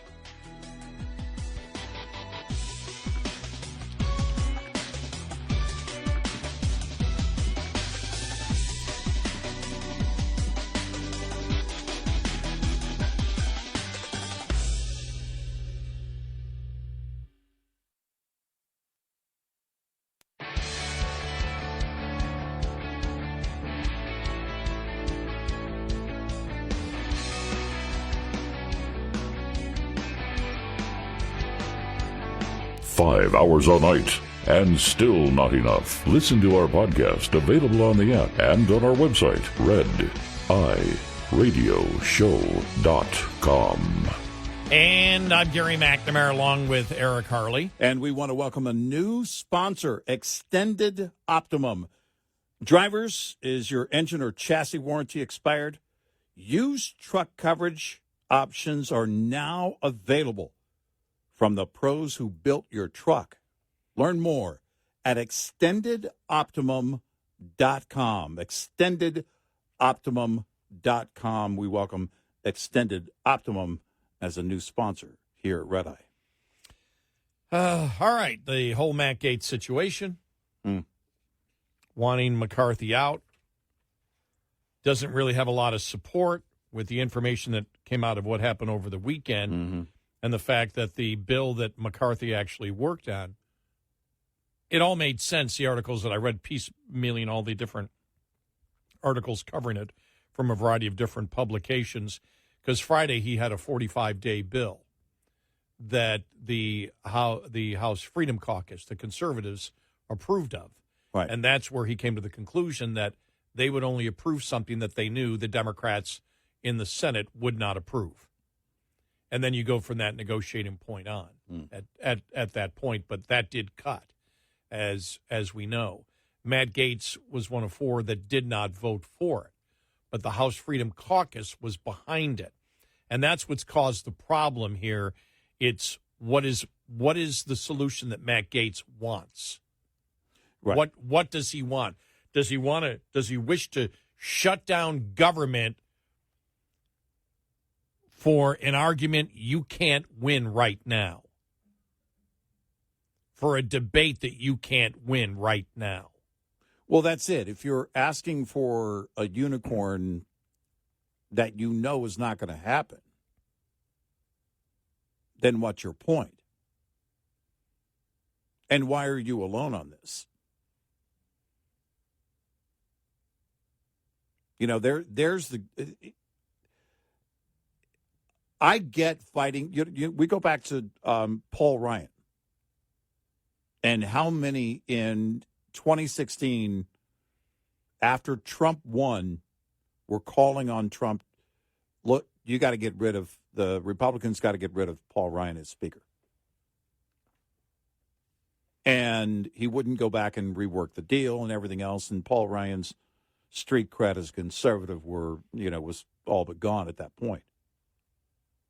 And he was becoming very quickly the poster boy for the swamp. But you look at McCarthy here, and the question is, all right, is it really going to happen? Are you going to oust McCarthy? Or is this, are you just showboating, knowing you're not going to get anything done? Because that's what it seems like. He knows what he says is, he'll need some Democrats if he wants to retain his position as Speaker.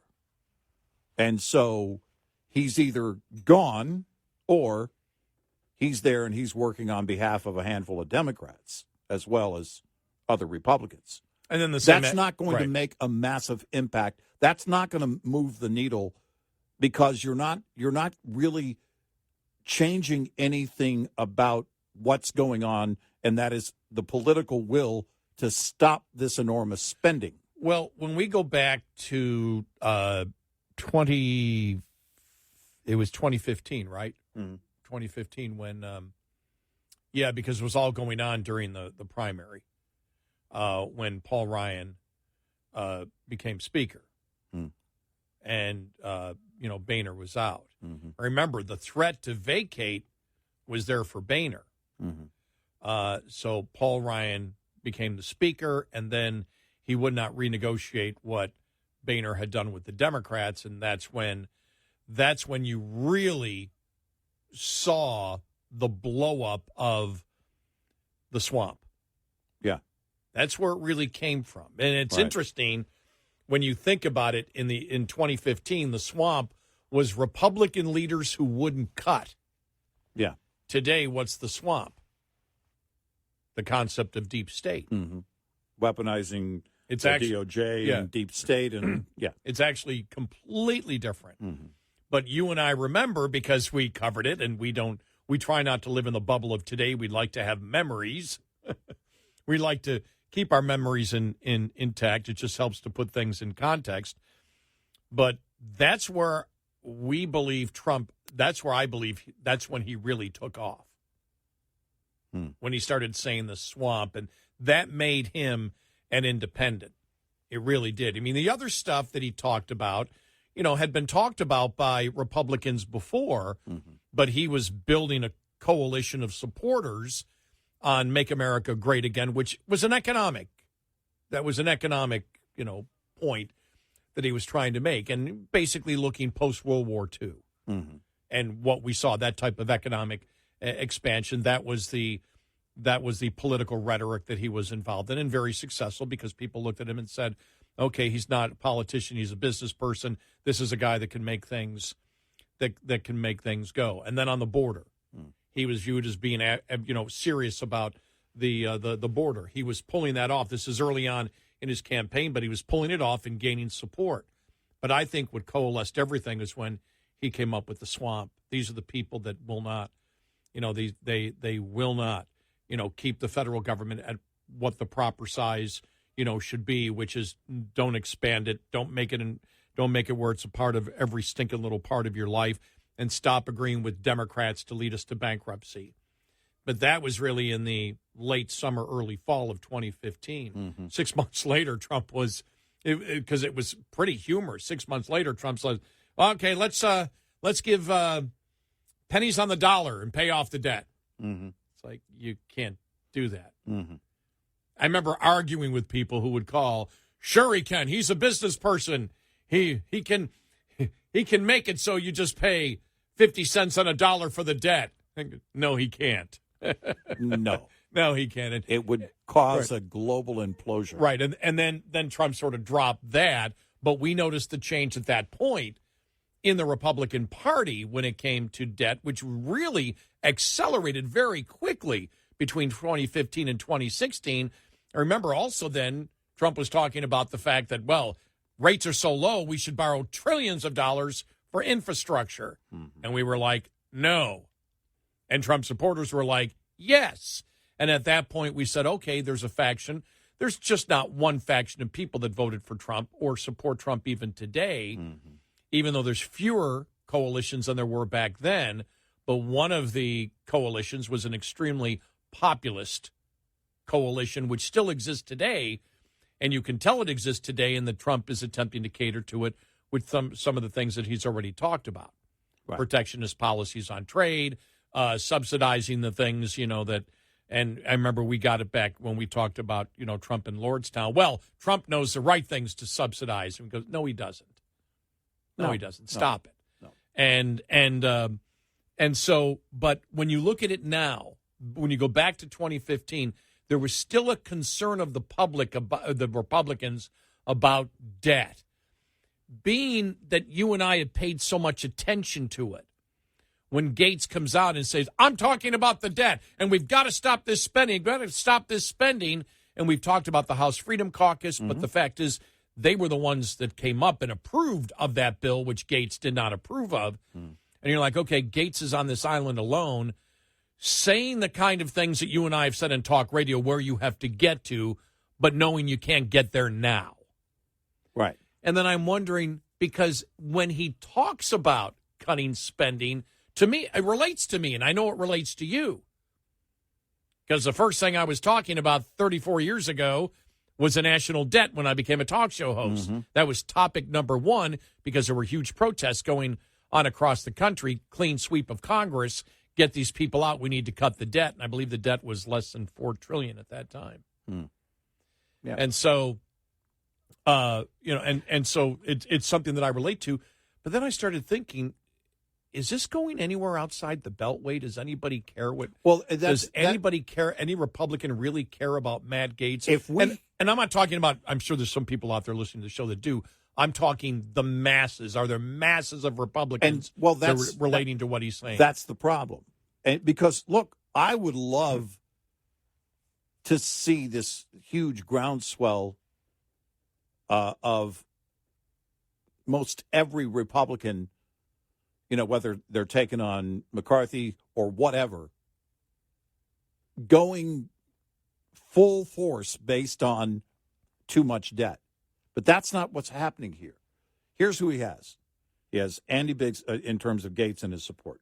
Andy Biggs from Arizona. Eli Crane from Arizona. Bob Good from Virginia.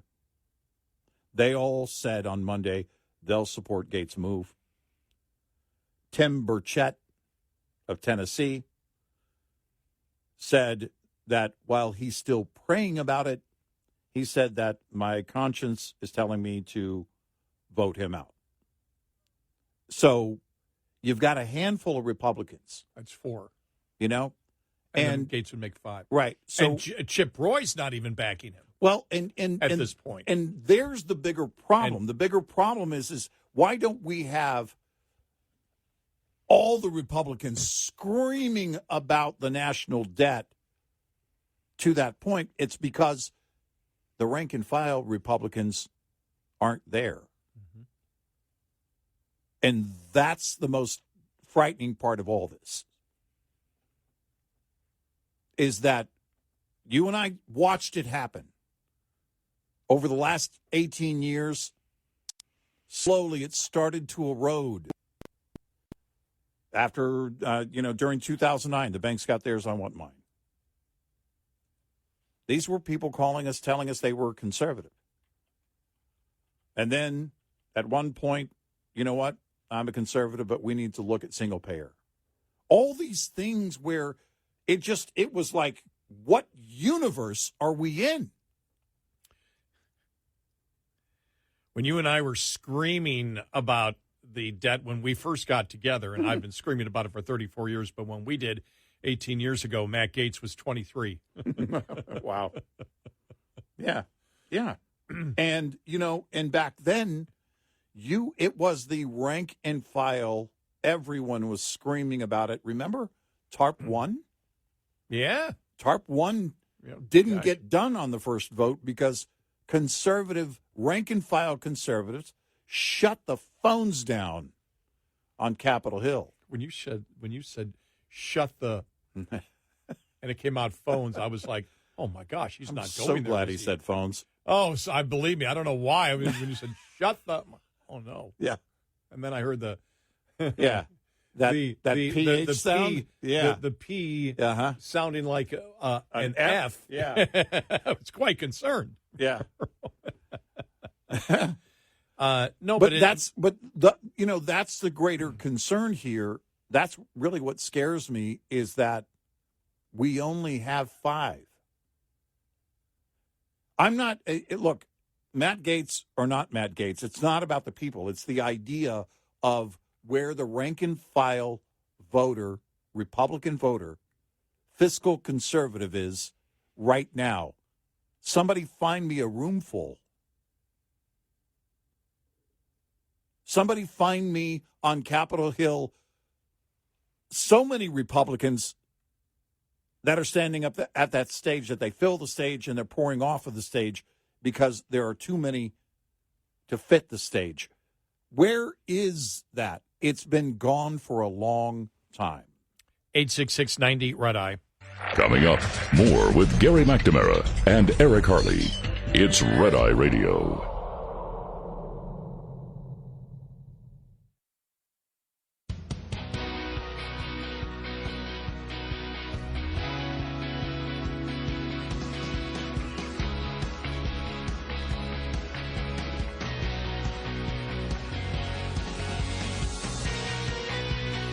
It's Red Eye Radio. He's Eric Harley, and I'm Gary McNamara. Every time we talk about Matt Gaetz, so I think about his district, though, which is Florida 1, the western panhandle part. Yeah. Pensacola, Fort Walton Beach, Destin, Crestview, Milton. I think his office is in Crestview. That I used to travel to all the time because my boss lived there. But every time I think of Matt Gaetz, I think of me living in Navarre, Florida, and how long it's been since I've been back. And I haven't been back since '88. And I know it's changed tremendously, but I got to get back. I loved my time in Florida, but that's the district. If he's forced out, you heard about that with the ethics thing. Then maybe they could appoint me, and I'd have my office in Navarre. Yeah, on Navarre Beach. Yeah, that'd be good. I set up a beach tent.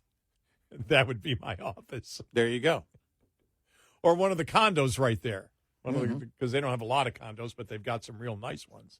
And I can sit there right next to the huge fishing pier that they have there, which I believe is the biggest on the Gulf. Right. Their fishing pier. Well, if Gavin Newsom can appoint someone from Maryland, then I'm sure that in Florida they can appoint someone from Texas. It's Gary from Texas. Why not? Yeah, he's been to Florida before. Yeah. Okay. He's qualified.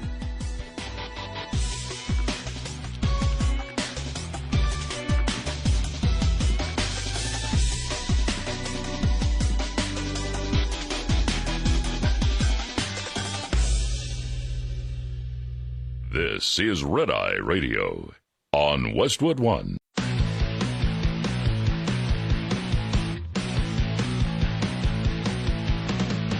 Now, it's Red Eye Radio.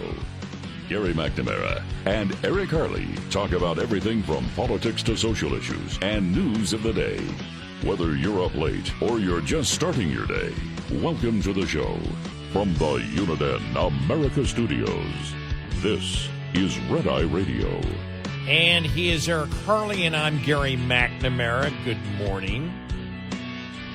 You get the idea that in the last week or so, Democrats have really started panicking about the border? Yeah. That here we are 13 months out from the election, and all of a sudden they're really worried.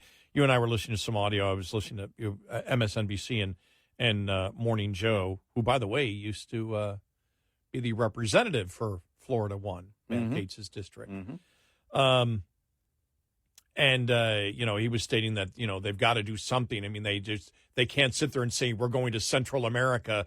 That's long-term. They need to solve the problem at the border now, and even implied that, when it comes to security and everything else, the Republicans will help you there.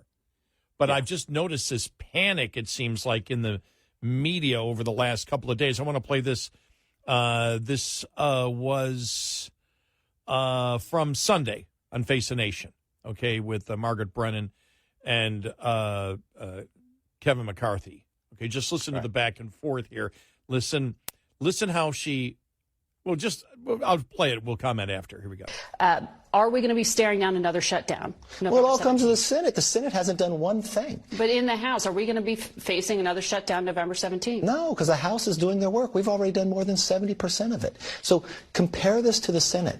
The Senate hasn't passed one bill. The Senate didn't pass anything about the shutdown. The Senate hasn't passed anything about securing the border. The Senate hasn't passed anything about $100 a barrel. The House hasn't passed anything about the border that could actually become law. Yes, we have. No. Not that could become law.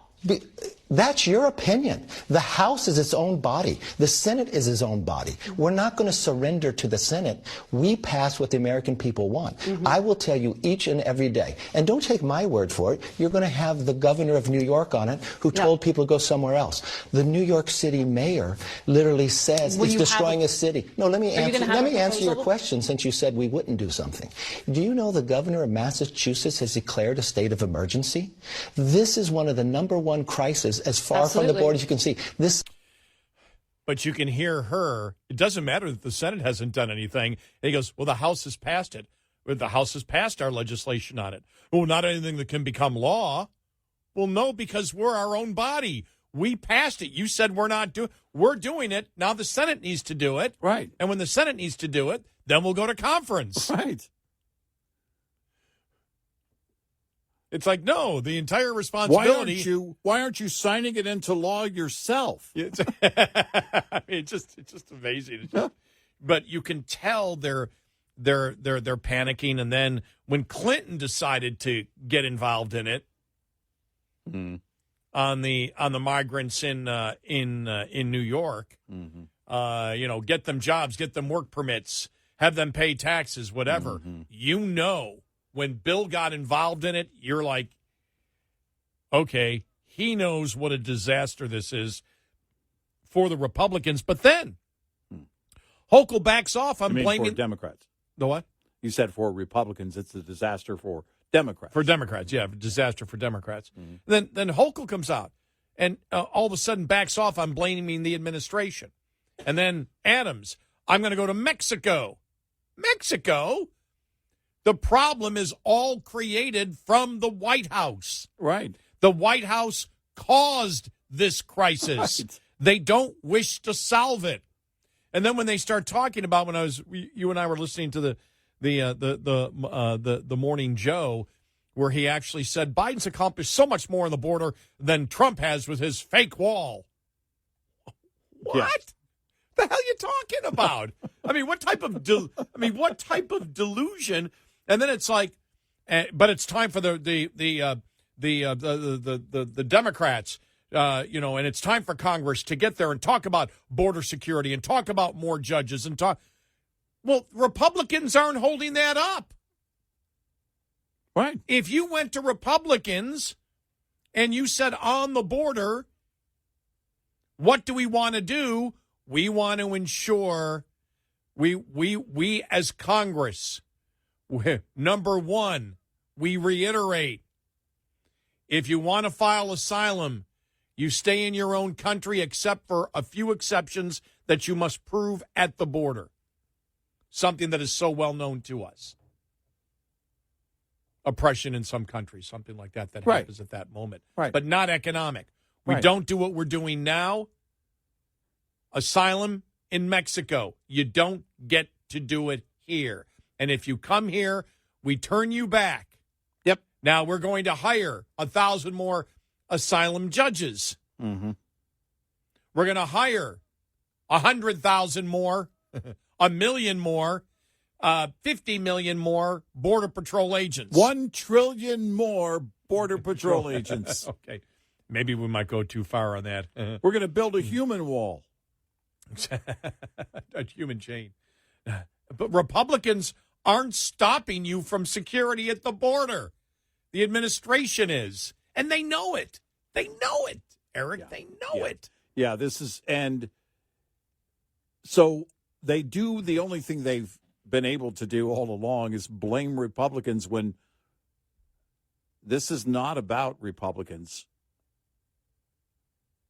This is not about, you can look at everything going on right now, every bit of this that's on the table was a choice by the American people and led by the Democratic Party. That's where we are.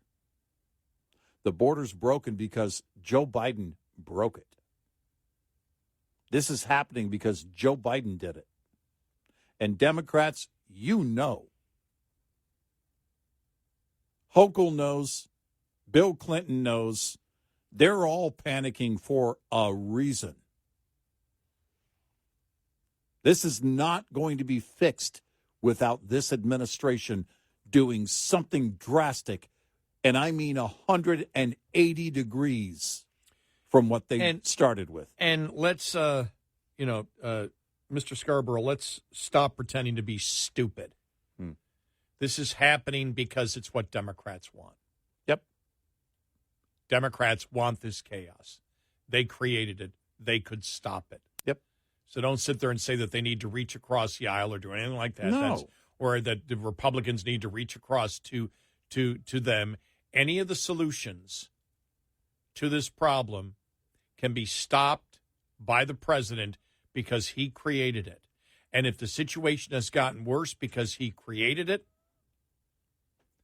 then he should ask Congress to pass a law to do everything possible to stop it, and he should be the leader of it. Yep. If he made a mistake, if he wishes to come out and say, I made a mistake, we shouldn't have done this, but we need this. That's this, what and it's this. going to require. Yes. He's going to, basically, even if he doesn't say it, he's going to have to even indirectly admit that everything he did was wrong.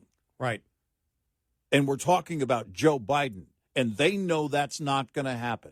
And you go on television, you hold a major address on the border, and you say we must have security first.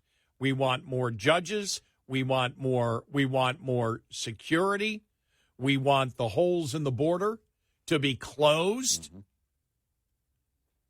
And we are not going to let just anybody who claims asylum into the United States. That's not going to happen. Here are the parameters. I believe, knowing what the Republicans have voted for before, they will vote for it. And I hope that we get Democrats to understand that we need to do this because your fellow Democrats are screaming in Democrat cities because the problem is just too great. We would like to allow everybody to come into the country. We can't do it. Nope. It's impossible. It's a nice theoretical discussion to have, but practically speaking, it doesn't work, and Democrats know it doesn't work. But he's not going to do that because he wants what's going on at the border. The president wants the insanity and the chaos of Chicago, of New York. He wants it to be there. Otherwise, he would stop it. Yeah, there's no will by this administration to do anything about it. It won't change as long as Joe Biden is in office. No. That's a fact. It's what he wants. Yep. And there's no way to gloss over this whole scenario of what's going on in major cities. There's not. From immigration to lawlessness to people basically fleeing California and San Francisco. My gosh. And here it is yesterday. Democratic Illinois Governor J.B. Pritzker on Monday called on President Biden to take swift action to address the federal government's lack of intervention and coordination at the southern border. Pritzker, in a letter demanding federal assistance, says the influx of migrants has created an untenable situation for Illinois. Unfortunately, the welcome and aid Illinois has been providing to these asylum seekers has not been matched with support by the federal government. Most critically, the federal government's lack of intervention and coordination at the border has created an untenable situation for Illinois.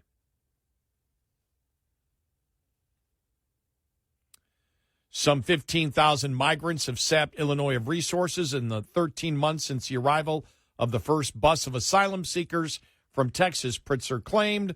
Pritzker noted that his state has spent more than $330 million to provide humanitarian aid for migrants, on top of more than $100 million contributed by the city of Chicago, but is struggling to handle the influx of asylum seekers. You saw that they're at O'Hare. Mm-hmm. Yeah. There's areas of O'Hare that they've now that the migrants are staying in. Though we have found temporary housing in existing buildings for a majority of refugees, we are challenged to find additional housing for the continuous flow of people who keep coming and are now forced to sleep in police stations and on sidewalks and in airports. The situation is untenable and requires your immediate help beyond the coming work or authorization for some of the asylum seekers. And what are we, 9-10 months away from the DNC, from the big convention there in Chicago? In Chicago, yeah. This isn't going to turn around because this administration will do nothing about what's going on in New York or Chicago. And in order to get the money from Congress to stop it, Republicans will want security at the border. Right. They're not going to get it. They're not going to get it. Republicans are not going to agree. This is not going to turn around. We're going to keep the open borders going, and we must support, the federal government must support the decisions of these sanctuary cities that said, welcome, please come here. You saw the side-by-side with Hochul that I saw online yesterday, the side-by-side from her from 2 years ago. Yeah. Come one, come all, everybody, come here. Come to our land. Come to our state. Sorry, there's no room. We don't have any room. And it's only going to get worse between now and Election Day next year. 866-90-RED-EYE. Brought to you by Hot Shot Secret. Hi, I'm Jen Loomis, a transport safety expert at J.J. Keller, and I'm here to share a tip on roadside inspections. Once a roadside inspection is completed, the officer will close it out, which involves the officer writing or typing up the report. The more the officer found during the inspection, the longer this will take. If violations were discovered, most officers, as a courtesy, will explain the violations to the driver. If there were any out-of-service violations, the officer will normally explain what must be done to get the out-of-service order lifted. Drivers need to be very attentive during this part of the inspection. The driver also needs to read and understand the complete inspection report. After receiving the inspection report, the driver has 24 hours to get the roadside inspection report to the motor carrier. If the driver will not be returning to a company facility within the next 24 hours, the driver needs to know to get it on the way to you via email, mail, or fax within 24 hours. This tip was brought to you by J.J. Keller & Associates. Visit us at jjkeller.com. Get in touch with Red Eye Radio, toll free at 866-90-RED-EYE.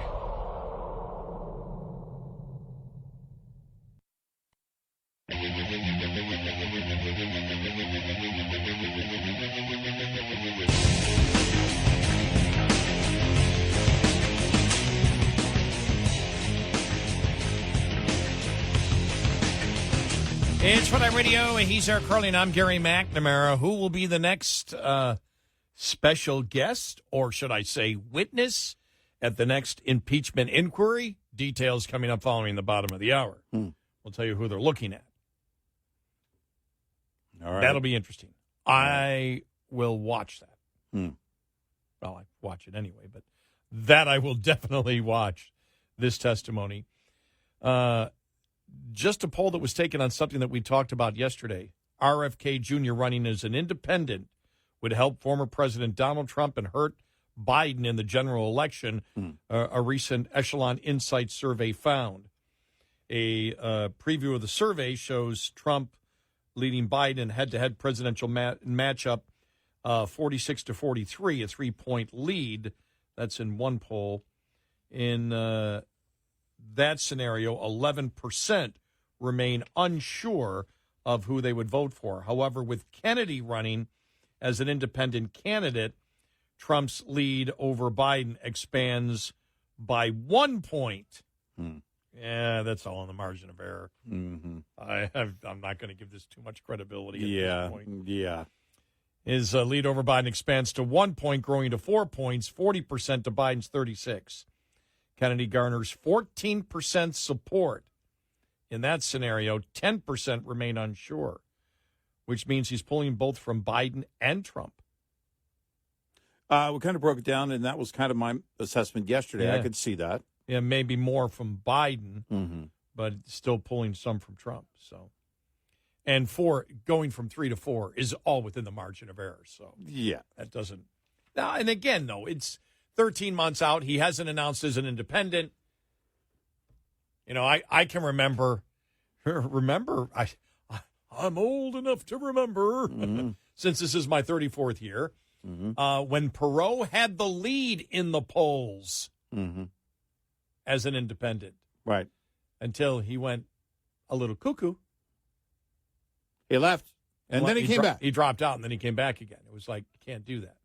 No. He had the lead. I'll never forget that. It was like, wow. Mm-hmm. Well, and, you know, look, who knows where independence will be by November of 24.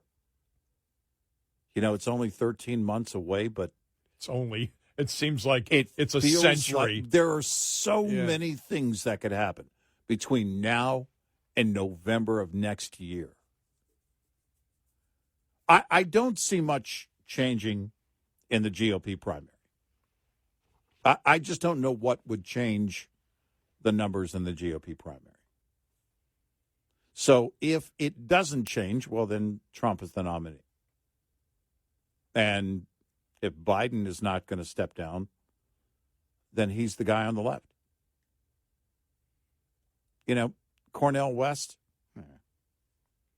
I don't know. I don't know how much he gets. But then... Well, he would be the true socialist. Well, but...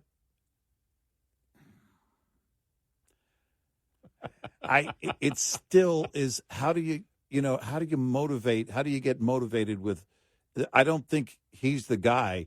If you had Bernie in that position, also a true socialist, you know, Bernie has that broader appeal that Cornel West doesn't have. I agree. And, you know, Cornel West is an activist. And it's just the way it is.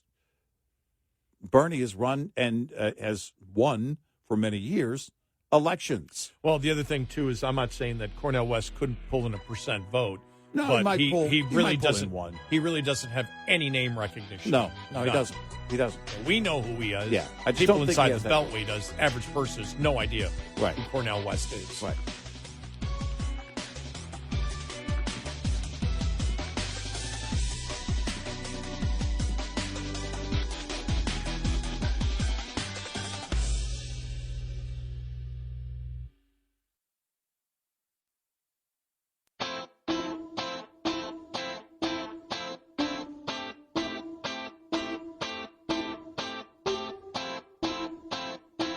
You're listening to Red Eye Radio from the Uniden America Studios.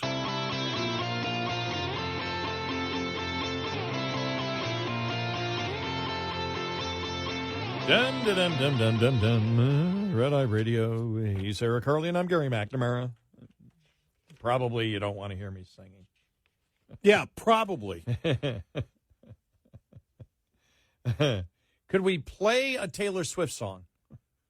No. I'd rather hear the fire alarm. All right, I just have to do this because we had mentioned it earlier. Fire alarm. Who was it that said it was louder than AC/DC? I heard that on a news report. It was, quote, louder than AC/DC, end quote. I don't think so. I've been to several AC/DC shows. Yes. Never once heard a fire alarm during that show. that drowned out the band. Not even once. Case dismissed. Well, for the great people of New York City, please listen up. One of the reasons you should not vote for Mayor Adams again. Mm-hmm. Mayor Eric Adams is heading to Central and South America this week to convince migrants not to come to New York City. Is he going to build a wall? What's he doing? You were right earlier. These are children. We're dealing with children. His hands up and go, stop! Yeah. Stop it! And where exactly are you going to go to in Central and South America? I mean, what are we going to hold a rally, or what are you going to do? Who are you going to talk to? Right. I mean, City Hall announced the mayor's international trip on Monday, billing the 4-day journey as a chance to foster relations with local leaders in migrant hotspots and learn more about the path of asylum seekers. Those local leaders want their people to come here. You know why? Because they send, on the average, about 65 to 75% of their earnings back to their economy. They love the fact that they're coming here. Okay. You think you're going to go down there alone and stop it? I love, my gosh, sometimes this job is just so much fun just by how people write things. City announced the mayor's international trip on Monday, billing the 4-day journey as a chance to foster relations with local leaders in migrant hotspots and learn more about the path of asylum seekers. On his final day, Adams will go to Bogota, Colombia, where many asylum seekers pass through on their way north. But sources with knowledge of the trip told the Post that its underlying goal is to use local news coverage as a media blitz to talk migrants out of coming to New York City. So you're taking your xenophobia there? Wow, how dare you? You're taking your xenophobia to Central America? By the way, the reason I'm accusing them of xenophobia is by the Democrat standard of what xenophobia is, right? By how they judge Republicans with things on the border. So that's all. I am not calling him a xenophobe. Right. By their own the standard. Democrats are by their own definition. Just love it. But sources with knowledge of the trip told the Post that its underlying goal is to use local news coverage as a media blitz to talk migrants out of coming to New York City. Why, you racist xenophobes? Yeah. That's going to work, by the way. I don't know why someone hasn't thought of this sooner. Hey, I've got an idea. Didn't Harris do it once? She did. Remember? I was just about to say. She said, don't come. Remember? Don't come here. Just stop. Would you stop? Just stop. Please stop. I mean, it's insane. The thing is, this is actually, Adams doing that is just another form of gaslighting.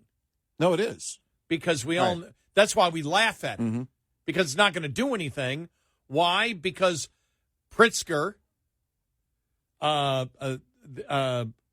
Adams, the new mayor of New York, of Chicago, just jumped out of my mind there. The mayor of Chicago, Brandon, that's right. Let's go, Brandon.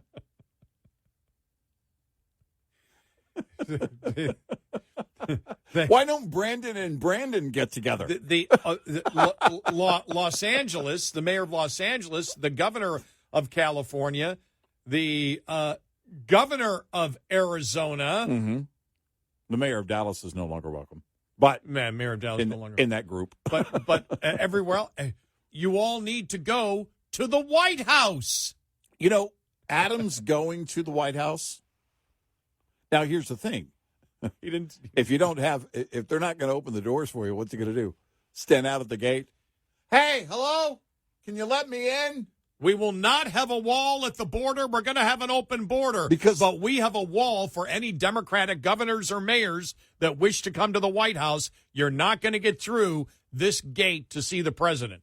Can you imagine a few years ago Mayor Adams going down to Del Rio under the International Bridge. Wow. Hey, turn around. I mean, it's that stupid. It's that insane. It's that stupid. It's just stupid. These are children, and he knows what he needs to do is appeal to the White House. Now, he did try. We'll say that. But they sent a representative there to say, no. Not Biden. Biden would not respond to him.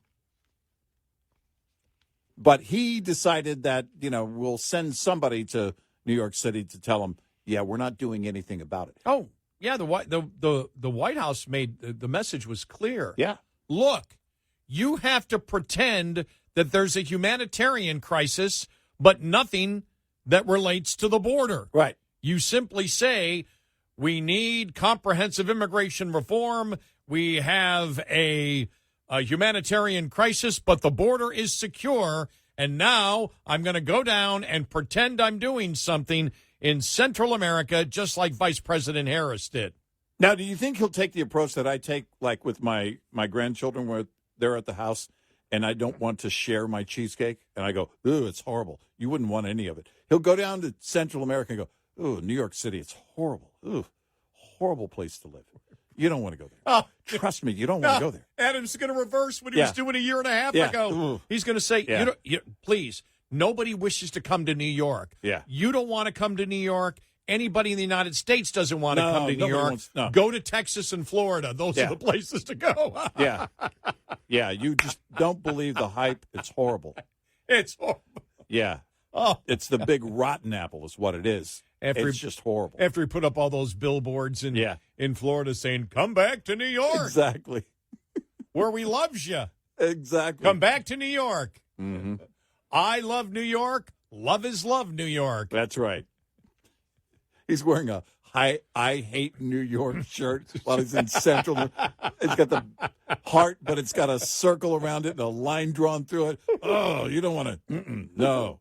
It's exactly what I do with my grandkids when I don't want to share my cheesecake. You won't like this cheesecake. It's got chocolate all over it. You don't want to come to New York. Our football teams suck, and they're not even from New York. They're not Jersey. from New York.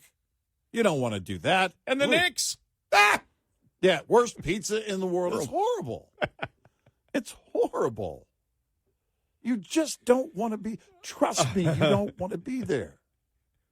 You don't want to be there. They'll start running commercials down there. I hate New York. Remember those commercials? You know a great place. So he's passing out pamphlets.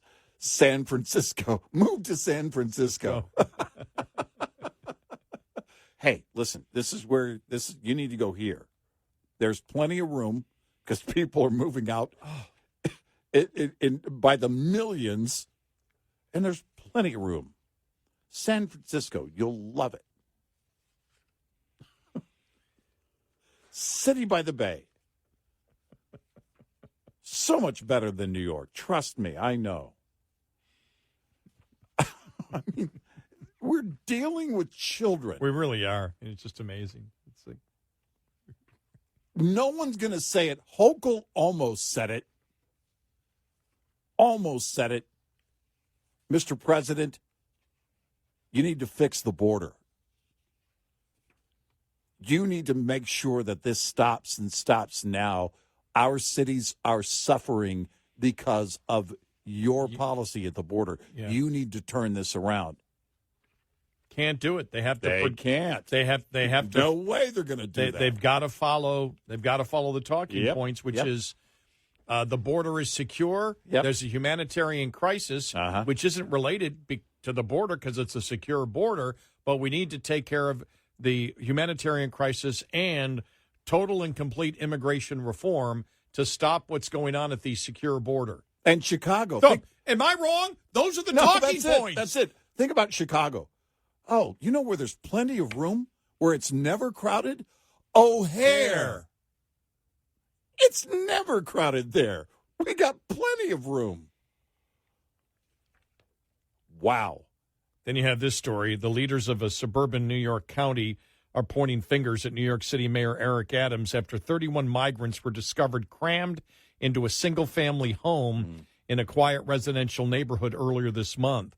The undocumented immigrants who reportedly traveled to the U.S. from Ecuador and Guatemala were found sharing a 1,500 square foot home in New City, a hamlet in Clarkstown, Rockland County. Investigators reportedly followed a tip and obtained a warrant to inspect the home, discovering more than 30 migrants living in unsafe conditions.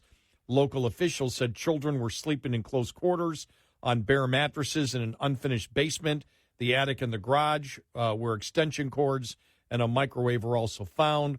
Photos released by the county show a large Guatemalan flag hanging on the wall of one of the bedrooms. In a press briefing last week, the county supervisor characterized the 3-bedroom home as a migrant flop house, describing it as unfortunate result of the humanitarian and national security crisis that's been sent to our doorsteps.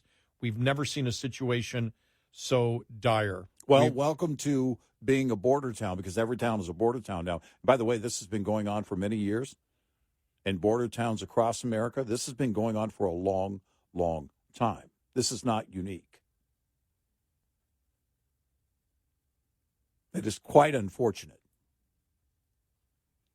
It can be fixed. This is all a choice. Every bit of it. It's a choice. Yeah, it's what, I mean, and that's the thing. The gaslighting, we call it gaslighting because the Biden administration wants exactly what is going on now to be going on. They don't wish to stop it. Right, and there's no political will within his own party to turn this thing around. Does any Democrat really disagree with that, or do we all know that? We all know that. We all know this is what the administration wants. You know that.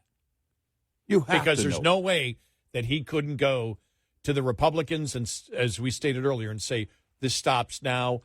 We want money for this. Put together a bill that I want Democrats to sign. Republicans, I know you'll sign this because it's everything that you want to secure the border, and then we'll talk about comprehensive immigration reform and what we do with amnesty. But first, we lock down the border. Yep. Is any Republican going to vote against that if they write the legislation to ensure that happens? They'll get it done. They'll get it done. He doesn't wish to get it done. He doesn't want it to be done. 866-90 Red Eye. We'll be right back with more Red Eye Radio with Eric Harley and Gary McNamara.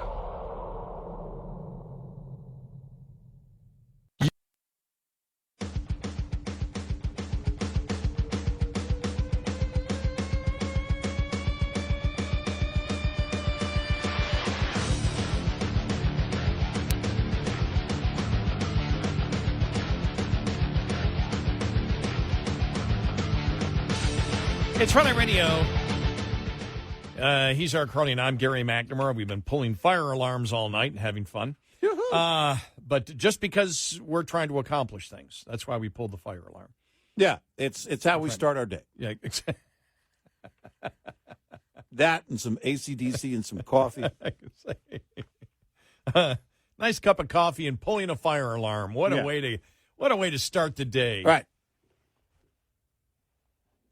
Yeah. Jeez. Coming up, following the top of the hour, who the Oversight Committee is thinking of calling next as the next impeachment inquiry witness. Is it Prince Harry? No, they don't. They don't. Taylor Swift. Is it Taylor Swift? I'm going to say when you said Prince Harry, I go, no, they don't want somebody who's an expert on doing podcasts. You know what? If they called Taylor Swift, a lot of people would pay more attention to the impeachment inquiry. We know the media would. Wait a minute. I'm on to something. Wow, that's how to do it. Yeah. That's how to get him. Yeah. Have Taylor Swift come in. Bring Taylor Swift for anything you're doing. Exactly. Republicans, come on. We're holding a hearing on the border. Our first witness, well, she won't be a witness, but she is going to sing the national anthem beforehand. Yeah, exactly. Here's Taylor Swift. Wow. Yeah, at least the mainstream media would be there. What a mad, mad world. Mm-hmm.